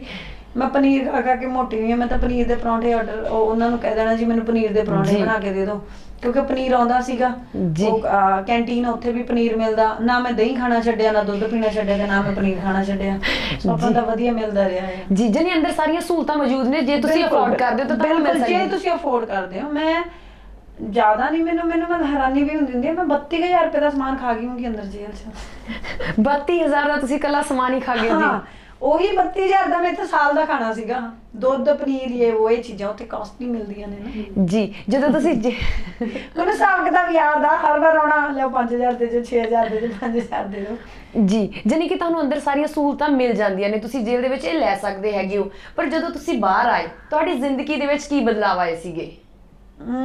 ਬਾਹਰ ਆ ਕੇ ਨਾ, ਜਿੱਦਣ ਮੈਂ ਪਹਿਲੇ ਦਿਨ ਆਈ ਆ, ਮੈਨੂੰ ਆਦਤ ਨਹੀਂ ਸੀਗੀ ਵੀ ਬਾਹਰ, ਹਨਾ, ਦੇਖੋ ਜਦੋਂ ਮੈਂ ਅਰੈਸਟ ਹੋਈ ਆ, ਹਨਾ, ਉਦੋਂ ਤਾਂ ਮੈਨੂੰ ਆਦਤ ਸੀਗੀ ਰਾਤ ਦੀ, ਹਨੇਰੇ ਹੋਏ ਬਾਹਰ ਆ, ਗੱਡੀ ਚਲਾ ਰਹੀ ਆ ਰਹੀ ਆ। ਤੇ ਜਿੱਦਣ ਮੇਰਾ ਪਹਿਲਾ ਦਿਨ ਸੀ ਬਾਹਰ ਨਾ, ਮੈਨੂੰ ਬੜਾ ਉਹ ਲੱਗੇ ਔਕਵਰਡ ਵੀ ਰਾਤ ਨੂੰ ਹਨੇਰੇ 'ਚ ਗੱਡੀ ਚੱਲ ਰਹੀ ਆ, 6 ਵੱਜ ਗਏ। ਉਹ ਮੈਂ ਨਾ ਕਈ ਵਾਰ 2-3 ਵਾਰ ਤਾਂ ਉਹ ਬੰਦੀ ਦਾ ਟਾਈਮ ਹੋ ਗਿਆ, ਉਹ ਬਾਹਰ ਆ, ਚਲੋ ਹਨੇਰਾ ਹੋ ਰਿਹਾ, ਜਲਦੀ ਘਰੇ ਚੱਲੀਏ। 6 ਵਜੇ ਮੈਨੂੰ ਤਕਲੀਫ ਹੋਣ ਲੱਗ ਜਾਂਦੀ ਸੀਗੀ ਕਿ ਬਾਹਰ ਕਾਤੇ ਆ ਜੀ। ਮਤਲਬ ਉਹ ਆਦਤ ਪੈ ਗਈ ਸੀਗੀ। ਫਿਰ ਉਸੇ ਟਾਈਮ ਤੇ ਅੱਖ ਖੁੱਲ ਜਾਣੀ 5 ਵਜੇ ਜੀ। ਉਹ ਕੰਪਲਸਰੀ ਸੀਗਾ ਉੱਠਣਾ ਜਾਂ ਤੁਸੀਂ ਆਪਣੀ ਮਰਜ਼ੀ ਨਾਲ 5 ਵਜੇ ਉੱਠਦੇ ਸੀਗੇ? ਨਹੀਂ, ਉੱਥੇ ਕੰਪਲਸਰੀ ਆ ਉੱਠਣਾ ਜੀ। ਉੱਥੇ 5 ਵਜੇ ਤੇ ਹੁਣ ਮੈਨੂੰ ਲੱਗਦਾ ਸਰਦੀਆਂ 'ਚ 6 ਵਜੇ ਹੋ ਜਾਂਦਾ, 5 ਵਜੇ ਤੁਹਾਨੂੰ ਉੱਠਣਾ ਹੀ ਉੱਠਣਾ ਪੈਣਾ। ਤੇ ਸ਼ਾਮ ਨੂੰ ਬੰਦ ਕਿੰਨੇ ਵਜੇ ਕਰਦੇ ਸੀ ਤੁਹਾਨੂੰ ਬੈਰਕ ਦੇ ਵਿੱਚ ਉਸ ਟਾਈਮ ਦੇ ਉੱਤੇ? ਜੇ ਕਿਸੇ ਨੂੰ ਵੈਸੇ ਜ਼ਿਆਦਾਤਰ ਜਿਹੜੀਆਂ ਹੈਗੀਆਂ ਨੇ ਨਾ ਜੇਲ੍ਸ, ਇਹ ਛੋਟੀਆਂ ਜੇਲ੍ਹ ਆ ਤਾਂ ਕਰਕੇ ਉੱਥੇ ਖੁੱਲ੍ਹਾ ਰਹਿੰਦਾ, ਅਦਰਵਾਈਜ਼ ਤਾਂ ਦਿਨੇ ਵੀ ਅੰਦਰ ਹੀ ਹੁੰਦੇ ਆ। ਸਿਰਫ 1 ਘੰਟੇ ਦੀ ਬ੍ਰੇਕ ਮਿਲਦੀ ਆ, ਪਹਿਲਾਂ ਰੋਟੀ ਖਾਣ ਆਉਣਗੇ, ਫਿਰ ਦੁਪਹਿਰੇ 1 ਘੰਟੇ ਦੀ ਚਾਹ ਦੀ ਬ੍ਰੇਕ, ਅਦਰਵਾਈਜ਼ ਸਾਰਾ ਦਿਨ ਅੰਦਰ ਰਹਿਣਾ ਆ। ਜੀ, ਜਾਨੀ ਕਿ ਜੇਲ੍ਹਾਂ ਦੇ ਉੱਤੇ ਨਿਰਭਰ ਕਰਦਾ ਹੈਗਾ ਕਿ ਜੇਲ੍ਹਾਂ ਕਿਹੋ ਜਿਹੀਆਂ ਨੇ। ਹਾਂ, ਅੰਮ੍ਰਿਤਸਰ ਜੇਲ੍ਹ ਦੇ ਵਿੱਚ ਤੁਸੀਂ ਸਾਰਾ ਦਿਨ ਅੰਦਰ ਰਹਿੰਦੇ ਆ। ਜੀ। ਜਦੋਂ ਤੁਸੀਂ ਬਾਹਰ ਆਏ, ਇੱਕ ਤਾਂ ਬਦਲਾਅ ਆ ਗਿਆ ਕਿ ਤੁਸੀਂ ਜਿਹੜਾ ਜਲਦੀ ਉੱਠਣਾ ਸ਼ੁਰੂ ਕਰ ਦਿੱਤਾ, ਦੂਜਾ ਤੁਸੀਂ ਜਿਹੜਾ ਸ਼ਾਮ ਨੂੰ ਘੱਟ ਬਾਹਰ ਨਿਕਲਣਾ ਸ਼ੁਰੂ ਕੀਤਾ। ਹੋਰ ਸਿਮਰਨਜੀਤ ਨੇ ਆਪਣੇ ਵਿੱਚ ਕਿਹੜੇ ਬਦਲਾਅ ਵੇਖੇ ਸੀਗੇ? ਹੋਰ ਮੈਂ ਮਤਲਬ ਅੱਗੇ ਤਾਂ ਜਿਵੇਂ ਮੈਨੂੰ ਕਿਸੇ ਦਾ ਵੀ ਫੋਨ ਆ ਗਿਆ ਇੱਥੇ ਹੈਲਪ ਦੀ ਲੋੜ ਆ ਤੁਰਿਆ, ਹਾਂ ਮੈਂ ਸੋਚਣ ਲੱਗ ਗਈ ਵੀ ਸਹੀ ਆ ਗਲਤ ਆ, ਕਿੱਥੇ ਜਾਣਾ ਕਿੱਥੇ ਨਹੀਂ ਜਾਣਾ। ਦੂਜਾ ਆ ਗਿਆ ਕਿ ਮੈਂ ਸਾਰਿਆਂ ਨੂੰ ਫ੍ਰੀ ਲੀਗਲ ਏਡ ਦਿੰਦੀ ਸੀਗੀ ਜੀ, ਸਭ ਨੂੰ ਹੀ, ਹਨਾ। ਕਿਸੇ ਨੇ ਆ ਕੇ ਚਲੋ ਜੀ ਫ੍ਰੀ ਐਡਵਾਈਸ ਆ ਦੇ ਦਿਓ, ਹੁਣ ਮੈਂ ਫੀਸ ਰੱਖਦੀ ਜੀ। ਮੈਂ ਕੰਸਲਟੇਸ਼ਨ ਦੀ ਵੀ ਫੀਸ ਰੱਖਦੀ ਜੀ, ਕਿ ਜਿਹਨੇ ਕੰਸਲਟ, ਦੇਖੋ ਜਿਹੜੇ ਤਾਂ ਨੀਡੀ ਨੇ ਜੀ, ਮੈਂ ਰੇਪ ਵਿਕਟਮਸ ਲਈ ਕੰਮ ਕਰਦੀ ਹਾਂ, ਚਾਈਲਡ ਅਬਿਊਜ਼ ਤੇ ਕੰਮ ਕਰਦੀ ਹਾਂ, ਉਹਨਾਂ ਲਈ ਤਾਂ ਹੈ ਹੀ ਆ ਫ੍ਰੀ ਲੀਗਲ ਏਡ, ਕਿਉਂਕਿ ਮੈਨੂੰ ਪਤਾ ਉਹਨਾਂ ਦਾ ਕੁਝ ਨਹੀਂਗਾ। ਪੂਅਰ ਵਿਕਟਮ ਨੂੰ ਮੈਂ ਸਪੋਰਟ ਕਰੂੰਗੀ ਜੀ, ਜਿਹੜੇ ਪੈਸੇ ਦੇ ਸਕਦੇ ਉਹਨਾਂ ਕੰਦੀ ਮੈਂ ਕੰਸਲਟੇਸ਼ਨ ਫੀਸ ਵੀ ਲਵਾਂਗੀ। ਮੈਂ ਆਣਾ ਆਓ, ਨਹੀਂ ਆਣਾ ਨਾ, ਮੇਰਾ ਟਾਈਮ ਉਹ ਤਾਂ ਹੈ ਨਹੀਂਗਾ ਕਿ ਮੈਂ ਮਤਲਬ ਕਿਸੇ ਤੇ ਵੀ ਟਾਈਮ ਲਾਈ ਚੱਲਾਂ। ਮੈਂ ਬੜੀ ਕਲੀਅਰ ਹੋ ਕੇ ਚੱਲਦੀ ਹਾਂ। ਸੋ ਮੈਂ ਕਲੀਅਰ ਆ, ਮੈਂ ਕੰਸਲਟੇਸ਼ਨ ਫੀਸ ਰੱਖੀ ਹੈ 5000। ਜਿਹਨੇ ਕੰਸਲਟ ਕਰਨਾ ਮੋਸਟ ਵੈਲਕਮ ਆ, ਆਓ ਅਪਾਇੰਟਮੈਂਟ ਬੁੱਕ ਕਰੋ, ਬੈਠੋ, ਗੱਲ ਕਰੋ, ਜੋ ਕੁਐਰੀਜ਼ ਨੇ ਆਪਾਂ ਕਲੀਅਰ ਕਰਾਂਗੇ ਜੀ। ਪਰ ਹੁਣ ਜੇ ਕੋਈ ਮੇਰੇ ਤੋਂ ਫ੍ਰੀ ਲੀਗਲ ਏਡ ਦੀ ਉਮੀਦ ਕਰੂਗਾ ਤਾਂ ਉਹ ਗਲਤ ਹੋਊਗਾ ਜੀ। ਕਿਉਂ ਜਾਣੀ ਮਤਲਬ ਆਬਵੀਅਸ ਹੀ ਗੱਲ ਆ, ਜੀ ਠੀਕ ਹੈ। ਜੇ ਕੱਲ ਨੂੰ ਮੇਰੇ ਤੇ ਕੋਈ ਇਹੋ ਜਿਹੀ ਮੁਸੀਬਤ ਪੈ ਜਾਏ, ਮੈਂ ਕਿਹਦੇ ਵੱਲ ਦੇਖੂੰਗੀ? ਮੇਰੇ ਕੋਲ ਜੀ। ਘੱਟੋ ਘੱਟ ਮੇਰੇ ਕੋਲ ਆਪਣੇ ਪੈਸੇ ਤਾਂ ਹੋਣਗੇ ਨਾ, ਵੀ ਮੈਂ ਜੀ। ਆਪਣੇ ਕਿਉਂਕਿ ਇਹੋ ਜਿਹੀ ਸਿਚੁਏਸ਼ਨ ਦੇ ਵਿੱਚ ਮਾਪੇ ਕਿੰਨੀ ਕੁ ਵਾਰ ਸਾਥ ਦੇਣਗੇ। ਜੀ ਬਿਲਕੁਲ ਬਿਲਕੁਲ। ਜਦੋਂ ਤੁਸੀਂ ਜੇਲ੍ਹ ਦੇ ਵਿੱਚ ਚਲੇ ਗਏ ਹਨਾ, ਤੇ ਪਰਿਵਾਰ ਨੇ ਉਦੋਂ ਕਿਹੋ ਜਿਹੀ ਪ੍ਰਤੀਕਿਰਿਆ ਦਿੱਤੀ ਸੀ ਤੁਹਾਡੇ ਬਾਰੇ ਕਿ ਤੁਸੀਂ ਜਿਹੜਾ ਹੈ ਹੁਣ ਬਾਹਰ ਆ ਗਏ? ਨਹੀਂ, ਉਹ ਜਦੋਂ ਮੈਂ ਬਾਹਰ ਆ ਗਈ ਨਾ, ਪਹਿਲਾਂ ਤਾਂ ਮੈਨੂੰ ਯਾਦ ਆ ਕਿ ਪਾਪਾ ਉਹਨਾਂ ਦਾ, ਮੇਰੀ ਮਾਸੀ ਜੀ ਦਾ ਬੇਟਾ ਮੈਨੂੰ ਲੈ ਕੇ ਆਇਆ, ਪਰਮ ਵੀਰੇ ਹੁਣੇ ਲੈ ਕੇ ਆਏ ਹਨਾ। ਤੇ ਮਾਸਟਰ ਵੀਰੇ ਨੂੰ ਪਾਪਾ ਦਾ ਫੋਨ ਆ ਗਿਆ ਸੀਗਾ ਕਿ ਇਹਨੂੰ ਸਿੱਧਾ ਪਹਿਲਾਂ ਘਰੇ ਲੈ ਕੇ ਆਉਣਾ। ਜੀ। ਪਹਿਲਾਂ ਅਸੀਂ ਦੇਖਣਾ ਵੀ ਪਤਾ ਨਹੀਂ ਕਿਵੇਂ ਆ, ਕਿੱਦਾਂ ਨਹੀਂ ਹੈਗੀ, ਤੇ ਬਾਅਦ ਵਿੱਚ ਭਾਵੇਂ ਦੁਬਾਰਾ ਮੋਹਾਲੀ ਵਾਪਸ ਜਾ ਕੇ ਫਿਰ ਵਾਪਸ ਆ ਜਾਵੇ ਹਨਾ। ਜੀ। ਤੇ ਸੋ ਜਾਂਦੇ ਸਾਰ ਮੈਨੂੰ ਮਾਸੀ ਦੇ ਘਰੇ ਲਿਜਾਇਆ ਗਿਆ, ਉੱਥੇ ਬੈਠ ਕੇ ਉੱਥੇ ਕਲਾਸ ਲੱਗੀ। ਫਿਰ ਸਵੇਰੇ 6 ਵਜੇ ਪਾਪਾ ਹੁਣਾਂ ਕੋਲ ਪਹੁੰਚੀ, ਫਿਰ ਬਿਠਾ ਲਿਆ ਸਾਰਿਆਂ ਨੇ, ਹੁਣ ਬਹੁਤ ਹੋ ਗਿਆ, ਹੁਣ ਤੂੰ ਛੱਡ ਦਿਆ ਕੰਮ, ਕੋਈ ਇੰਟਰਵਿਊ ਨਹੀਂ ਦੇਣੀ, ਕੁਛ ਨਹੀਂ ਬੋਲਣਾ, ਇਹ ਨਹੀਂ ਕਰਨਾ, ਉਹ ਨਹੀਂ ਕਰਨਾ। ਤੇ ਮੈਂ ਮਾਸਟਰ ਵੀਰੇ ਨੂੰ ਤੇ ਜੋਤ ਮਾਸੀ ਜੀ ਦਾ ਮੈਂ ਕਿਹਾ ਵੀ ਇਦਾਂ ਤਾਂ ਔਖਾ ਹੋ ਜਾਊਗਾ ਹਨਾ, ਮੈਂ ਇਹਦੇ ਨਾਲ ਤਾਂ ਫਿਰ ਜੇਲ੍ਹ 'ਚ ਚੰਗੀ ਸੀਗੀ। ਮੈਨੂੰ ਕਹਿੰਦਾ ਭੈਣੇ ਸਹਿਜੇ ਸਹਿਜੇ ਹੌਲੀ ਹੌਲੀ ਸੈੱਟ ਕਰ ਲਾਂਗੇ, ਕੋਈ ਗੱਲ ਨਹੀਂ ਹਨਾ। ਤੇ ਮੈਂ ਕਿਹਾ ਮੈਂ ਬੋਲੇ ਬਿਨਾ ਮੈਂ ਗਲਤ ਚੀਜ਼ ਤੇ ਬੋਲਣਾ ਹੈ? ਕਹਿੰਦਾ ਨਹੀਂ ਤੂੰ ਬੋਲ, ਕਹਿੰਦਾ ਪਰ ਹੁਣ ਐਨਾਲਿਸਿਸ ਕਰਕੇ ਬੋਲੀ। ਫਿਰ ਅਸੀਂ ਬੈਠ ਕੇ ਡਿਸਕਸ, ਫਿਰ ਆ ਗਿਆ ਵਿਆਹ ਦਾ ਪ੍ਰੈਸ਼ਰ ਪੈਣਾ ਸ਼ੁਰੂ ਹੋ ਗਿਆ ਕਿ ਜਿਹੜਾ ਮੇਰਾ ਉਹਨਾਂ ਨੇ ਜਦੋਂ ਮੈਂ ਉਹਨਾਂ ਨੂੰ ਬੋਲਤਾ ਸੀਗਾ ਕਿ ਮੈਂ ਵਿਆਹ ਨਹੀਂ ਕਰਾਉਣਾ, ਤਾਂ ਉਹਨਾਂ ਨੇ ਮੰਨ ਲਈ ਸੀਗੀ ਮੇਰੀ ਗੱਲ ਕਿ ਠੀਕ ਹੈ ਨਹੀਂ ਕਰਾਉਣਾ ਚਾਹੁੰਦੀ ਤਾਂ ਠੀਕ, ਆਪਾਂ ਨਹੀਂ ਕਰਨਾ ਹੈਗਾ। ਇਸ ਗੱਲ ਤੇ ਐਗਰੀ ਸੀਗੇ ਜੇਲ੍ਹ ਵਾਲੇ ਇੰਸੀਡੈਂਟ ਤੋਂ ਪਹਿਲਾਂ। ਤੇ ਜਦੋਂ ਮੈਂ ਮਤਲਬ ਜੇਲ੍ਹ ਤੋਂ ਆਈ, ਪ੍ਰੈਸ਼ਰ ਪੈਣਾ ਸ਼ੁਰੂ ਹੋ ਗਿਆ ਕਿਉਂਕਿ ਸ਼ਾਇਦ ਪਾਪਾ ਉਹਨਾਂ ਦੇ ਮਾਈਂਡ ਦੇ ਵਿੱਚ ਵੀ ਇਹ ਗੱਲ ਆ ਗਈ ਕਿ ਕੱਲ ਨੂੰ ਫੇਰ ਇਹੋ ਜਿਹੀ ਕਿਸੇ ਪ੍ਰੋਬਲਮ ਦੇ ਵਿੱਚ ਫਸੀ ਤੇ ਫਿਰ ਅਸੀਂ ਨਾ ਹੋਏ ਤਾਂ ਕੌਣ ਇਹਨੂੰ ਸਪੋਰਟ ਕਰੂਗਾ। ਕਿਉਂਕਿ ਜਿਹੜੇ ਫੇਸਬੁੱਕ ਦੇ ਲੋਕ ਕਰਦੇ ਆ ਨਾ, ਵਾਹ ਵਾਹ ਅਸੀਂ ਤੇਰੇ ਨਾਲ ਇਹ ਉਹ, ਇਹ ਇੱਥੇ ਰਹਿ ਜਾਂਦੀਆਂ ਨੇ ਗੱਲਾਂ। ਜੀ ਫੇਸਬੁੱਕ ਤੇ ਤੁਹਾਡੇ ਫਾਲੋਅਰ ਜਾਂ ਜਿਹੜੇ ਵਾਹ ਵਾਹ ਕਰਨ ਵਾਲੇ, ਪੰਪ ਦੇਣ ਵਾਲੇ ਆ, ਜਾਂ ਵੈਸੇ ਵੀ ਸਪੋਰਟ ਕਰਨ ਵਾਲੇ ਲੋਕ ਆ, ਉਹ ਰੀਅਲ ਲਾਈਫ 'ਚ ਆ ਕੇ ਤੁਹਾਨੂੰ ਸਪੋਰਟ ਨਹੀਂ ਕਰ ਸਕਦੇ ਹੈਗੇ। ਜੀ ਰਿਐਲਿਟੀ ਦੀ ਸਪੋਰਟ ਬਹੁਤ ਡਿਫਰੈਂਟ ਹੁੰਦੀ ਆ। ਜੀ ਠੀਕ, ਰਿਐਲਿਟੀ ਦੀ ਸਪੋਰਟ ਸਿਰਫ ਤੁਹਾਡੇ ਕੁਝ ਕੁ ਲੋਕਾਂ ਨੇ ਕਰਨੀ ਹੁੰਦੀ ਆ। ਜੀ ਸੋ ਉਹ ਚੀਜ਼ ਨਹੀਂ ਹੋ ਪਾਉਂਦੀ ਹੈਗੀ। ਸੋ ਇਹ ਚੀਜ਼ ਦਾ ਘਰਦਿਆਂ ਦੇ ਮਾਈਂਡ ਦੇ ਵਿੱਚ ਗੱਲ ਸੀਗੀ। ਸੋ ਮੈਂ ਉਸ ਚੀਜ਼ ਨੂੰ ਮੈਂ ਵੀ ਸਮਝਿਆ, ਮੈਂ ਕਿਹਾ ਠੀਕ ਆ, ਓਕੇ। ਮੈਂ ਉਹਨਾਂ ਨੂੰ ਇਹ ਕਹਤਾ ਵੀ ਠੀਕ ਆ, ਜੇ ਤੁਹਾਨੂੰ ਠੀਕ ਲੱਗਦਾ ਕੋਈ ਜੀ ਆਪਦੀ ਮਰਜ਼ੀ ਨਾਲ ਡਿਸਾਈਡ ਕਰ ਲਓ, ਜੋ ਤੁਹਾਨੂੰ ਠੀਕ ਲੱਗੂਗਾ ਮੈਂ ਉੱਥੇ ਓਕੇ ਕਰ ਲੂੰਗੀ। ਜੀ ਸੋ ਆ ਬਦਲਾ ਆਇਆ ਆ। ਜੀ ਬਾਕੀ ਠੀਕ ਆ। ਜੀ ਆਪਣੇ ਆਪ ਨੂੰ ਤੇ ਪਰਿਵਾਰ ਨੂੰ ਫਿਰ ਤੁਸੀਂ ਕਿਵੇਂ ਸੰਭਾਲਿਆ? ਕਿਉਂਕਿ ਤੁਸੀਂ ਕਾਫੀ ਸਮਾਂ ਜਿਹੜਾ ਫੇਸਬੁੱਕ ਤੇ ਲਾਈਵ ਨਹੀਂ ਹੋਏ ਹੈਗੇ, ਨਾ ਤੁਸੀਂ ਕਿਸੇ ਨੂੰ ਇੰਟਰਵਿਊ ਦਿੱਤੀ ਹੈ, ਕਾਫੀ ਸਮੇਂ ਬਾਅਦ ਤੁਸੀਂ ਮੀਡੀਆ ਦੇ ਵਿੱਚ ਆਏ ਸੀਗੇ। ਇਸ ਸਮੇਂ ਦੇ ਦੌਰਾਨ ਤੁਸੀਂ ਆਪਣੇ ਆਪ ਨੂੰ ਕਿਵੇਂ ਸਥਿਰ ਰੱਖਿਆ? ਉਦੋਂ ਤਾਂ ਇੱਕ ਤਾਂ ਲੋਕਡਾਊਨ ਦਾ ਪੀਰੀਅਡ ਚੱਲ ਪਿਆ, ਠੀਕ ਹੈ, ਤੇ ਬੋਲਣ ਵਾਲਾ ਵੈਸੇ ਨਹੀਂ ਕੁਝ ਬਣ ਰਿਹਾ ਸੀਗਾ। ਤੇ ਆਉਂਦੇ ਸਾਰਾ ਉਹ ਸਾਡਾ ਉਹਦਾ ਸੀਗਾ ਆਪਣਾ ਸ਼ਹੀਦ ਭਗਤ ਸਿੰਘ ਏਅਰਪੋਰਟ ਦਾ ਸੀ, ਪ੍ਰੋਟੈਸਟ ਕਰਨਾ ਸੀ, ਉਹ ਵੀ ਵਿੱਚ ਰਹਿ ਗਿਆ ਇਹ ਲੋਕਡਾਊਨ ਕਰਕੇ। ਲੋਕਡਾਊਨ ਦੇ ਟਾਈਮ ਦੇ ਵਿੱਚ ਬੜਾ ਅੱਛਾ ਟਾਈਮ ਸੀਗਾ ਜਿਹੜਾ ਮੈਂ ਘਰਦਿਆਂ ਨਾਲ ਸਪੈਂਡ ਕੀਤਾ। ਮੰਮੀ ਹੁਣਾਂ ਨਾਲ ਕਦੇ ਕੁਝ ਬਣਾ ਲਓ, ਕਦੇ ਕੁਝ ਖਾ ਲਓ, ਮੰਮੀ ਹੁਣਾਂ ਨੂੰ ਵਰਕਆਊਟ ਕਰਾ ਦਿਓ। ਸੋ ਪਿੰਡ ਦੇ ਵਿੱਚ ਅੱਛਾ ਟਾਈਮ। ਫਿਰ ਜਦੋਂ ਲੋਕਾਂ ਦੇ ਨਾਲ ਫੋਨਸ ਬਹੁਤ ਆਉਂਦੇ ਸੀ ਜਿਹੜੇ ਨੀਡੀ ਸੀਗੇ, ਫਿਰ ਮੈਨੂੰ ਲੱਗਿਆ ਕਿ ਨਹੀਂ ਇਹ ਸਹੀ ਨਹੀਂਗਾ। ਤੇ ਫਿਰ ਹੁਣ ਕੋਰਟ ਦੇ ਵਿੱਚ, ਪਹਿਲਾਂ ਮੈਂ ਘਰ 'ਚ ਆਫਿਸ ਨਹੀਂ ਬਣਾਇਆ ਹੋਇਆ ਸੀਗਾ, ਕੋਰਟ ਦੇ ਆਫਿਸ 'ਚ ਹੀ ਡੀਲ ਕਰਦੇ ਸੀ ਸਾਰੀਆਂ ਚੀਜ਼ਾਂ। ਫਿਰ ਮੈਨੂੰ ਲੱਗਿਆ ਕਿ ਨਹੀਂ, ਫਿਰ ਮੈਂ ਕਿਹਾ ਪਾਪਾ ਵੀ ਨਹੀਂ, ਮੈਨੂੰ ਆਪਣਾ ਸੈਟਅਪ ਕਰਨਾ ਹੀ ਪੈਣਾ ਆ ਕਿਉਂਕਿ ਲੋਕਾਂ ਨੂੰ ਲੋੜ ਆ ਜੀ, ਲੋੜਵੰਦ ਵੀ ਤੇ ਜਿਹੜੇ ਫੀਸ ਦੇਣਾ ਚਾਹੁੰਦੇ ਆ ਕਲਾਇੰਟਸ ਉਹ ਵੀ। ਸੋ ਆਪਾਂ ਕਿਸੇ ਵੀ ਚੀਜ਼ ਕਰਕੇ ਆਪਣੇ ਕੰਮ ਨੂੰ ਉਹ ਨਹੀਂ ਕਰ ਸਕਦੇ ਹੈਗੇ। ਸੋ ਮੈਂ ਵਾਪਸ ਆਈ, ਮੈਂ ਆਪਣਾ ਦੁਬਾਰਾ ਸੈਟਅਪ ਕੀਤਾ ਸਾਰਾ। ਸੋ ਇਟ ਵਾਜ਼ ਲਾਈਕ ਕਿ ਦੁਬਾਰਾ ਨਵੇਂ ਸਿਰਿਓਂ ਸਾਰਾ ਕੁਝ ਸਟਾਰਟ ਕਰਨਾ। ਜੀ ਐਡਵੋਕੇਟ ਸਿਮਰਨਜੀਤ ਕੌਰ ਗਿੱਲ, ਜਦੋਂ ਤੁਸੀਂ ਜੇਲ੍ਹ ਦੇ ਵਿੱਚ ਗਏ ਹਨਾ, ਅਕਸਰ ਹੀ ਲੋਕ ਕਹਿੰਦੇ ਹੈਗੇ ਕਿ ਜਦੋਂ ਬੰਦੇ ਤੇ ਮਾੜਾ ਸਮਾਂ ਆਉਂਦਾ ਨਾ ਤਾਂ ਆਪਣੇ ਵੀ ਕਈ ਵਾਰੀ ਸਾਥ ਛੱਡ ਦਿੰਦੇ ਆ। ਕੀ ਤੁਹਾਡੇ ਨਾਲ ਅਜਿਹਾ ਹੋਇਆ ਕਿ ਕਿਸੇ ਨੇ ਤੁਹਾਡਾ ਸਾਥ ਛੱਡਿਆ ਹੋਵੇ ਜਾਂ ਤੁਹਾਨੂੰ ਚੰਗੇ ਜਾਂ ਮਾੜੇ ਦੀ ਪਹਿਚਾਣ ਹੋਈ ਹੋਵੇ? ਦੇਖੋ ਪਹਿਲੀ ਗੱਲ ਆ, ਜਦੋਂ ਜੇਲ੍ਹ ਚਲੀ ਗਈ ਨਾ ਉਦੋਂ ਤਾਂ ਨਾਰਮਲ ਹੋ ਗਿਆ। ਜੀ ਅਸਲ ਮਾੜਾ ਟਾਈਮ ਹੁੰਦਾ ਜਦੋਂ ਤੁਸੀਂ ਅੰਡਰਗਰਾਉਂਡ ਹੁੰਦੇ ਹੋ ਜਾਂ ਤੁਹਾਡੇ ਤੇ ਕੋਈ ਭਾਰੀ ਭੀੜ ਪੈਂਦੀ ਆ ਹਨਾ। ਜੀ ਉਸ ਸਮੇਂ ਬਹੁਤ ਲੋਕਾਂ ਦੇ ਚਿਹਰੇ ਸਾਹਮਣੇ ਆਏ। ਜੀ ਠੀਕ ਆ, ਇੱਕ ਫੋਕਾ ਜਿਹਾ ਉਹ ਹੁੰਦਾ ਕਿ ਫੇਸਬੁੱਕ ਤੇ ਵਾਹ ਕਰਨ ਵਾਲੇ ਲੋਕ ਸ਼ਾਇਦ ਪਤਾ ਨਹੀਂ ਮਤਲਬ ਫੱਟੇ ਚੱਕ ਦੇਣਗੇ। ਜੀ ਉਹ ਸਿਰਫ ਸਾਡੇ ਇਲੂਜ਼ਨ ਹੁੰਦੇ ਨੇ। ਜੀ ਜੋ ਸੋਸ਼ਲ ਮੀਡੀਆ ਤੇ ਦਿਖਦਾ ਆ ਉਹ ਸੱਚ ਨਹੀਂ ਹੁੰਦਾ। ਜੀ ਠੀਕ।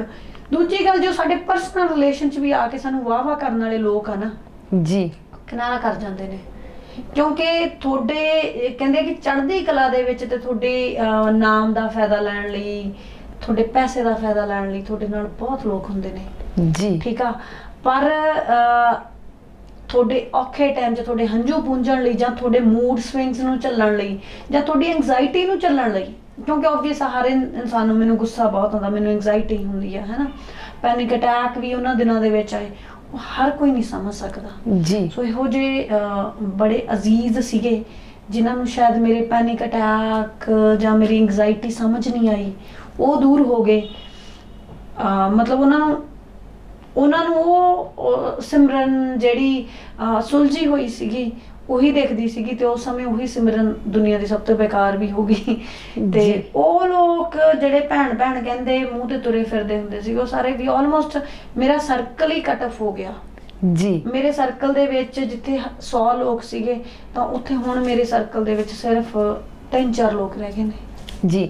ਜਾਨੀ ਕਿ ਬਹੁਤ ਸਾਰੇ ਲੋਕਾਂ ਨੇ ਤੁਹਾਡਾ ਸਾਥ ਛੱਡ ਦਿੱਤਾ। ਸਾਥ ਛੱਡ ਦਿੱਤਾ, ਜੇਲ੍ਹ ਤੋਂ ਆ ਕੇ ਜਦੋਂ ਆਏ ਤੇ ਮੈਂ ਸਾਥ ਛੱਡਤਾ।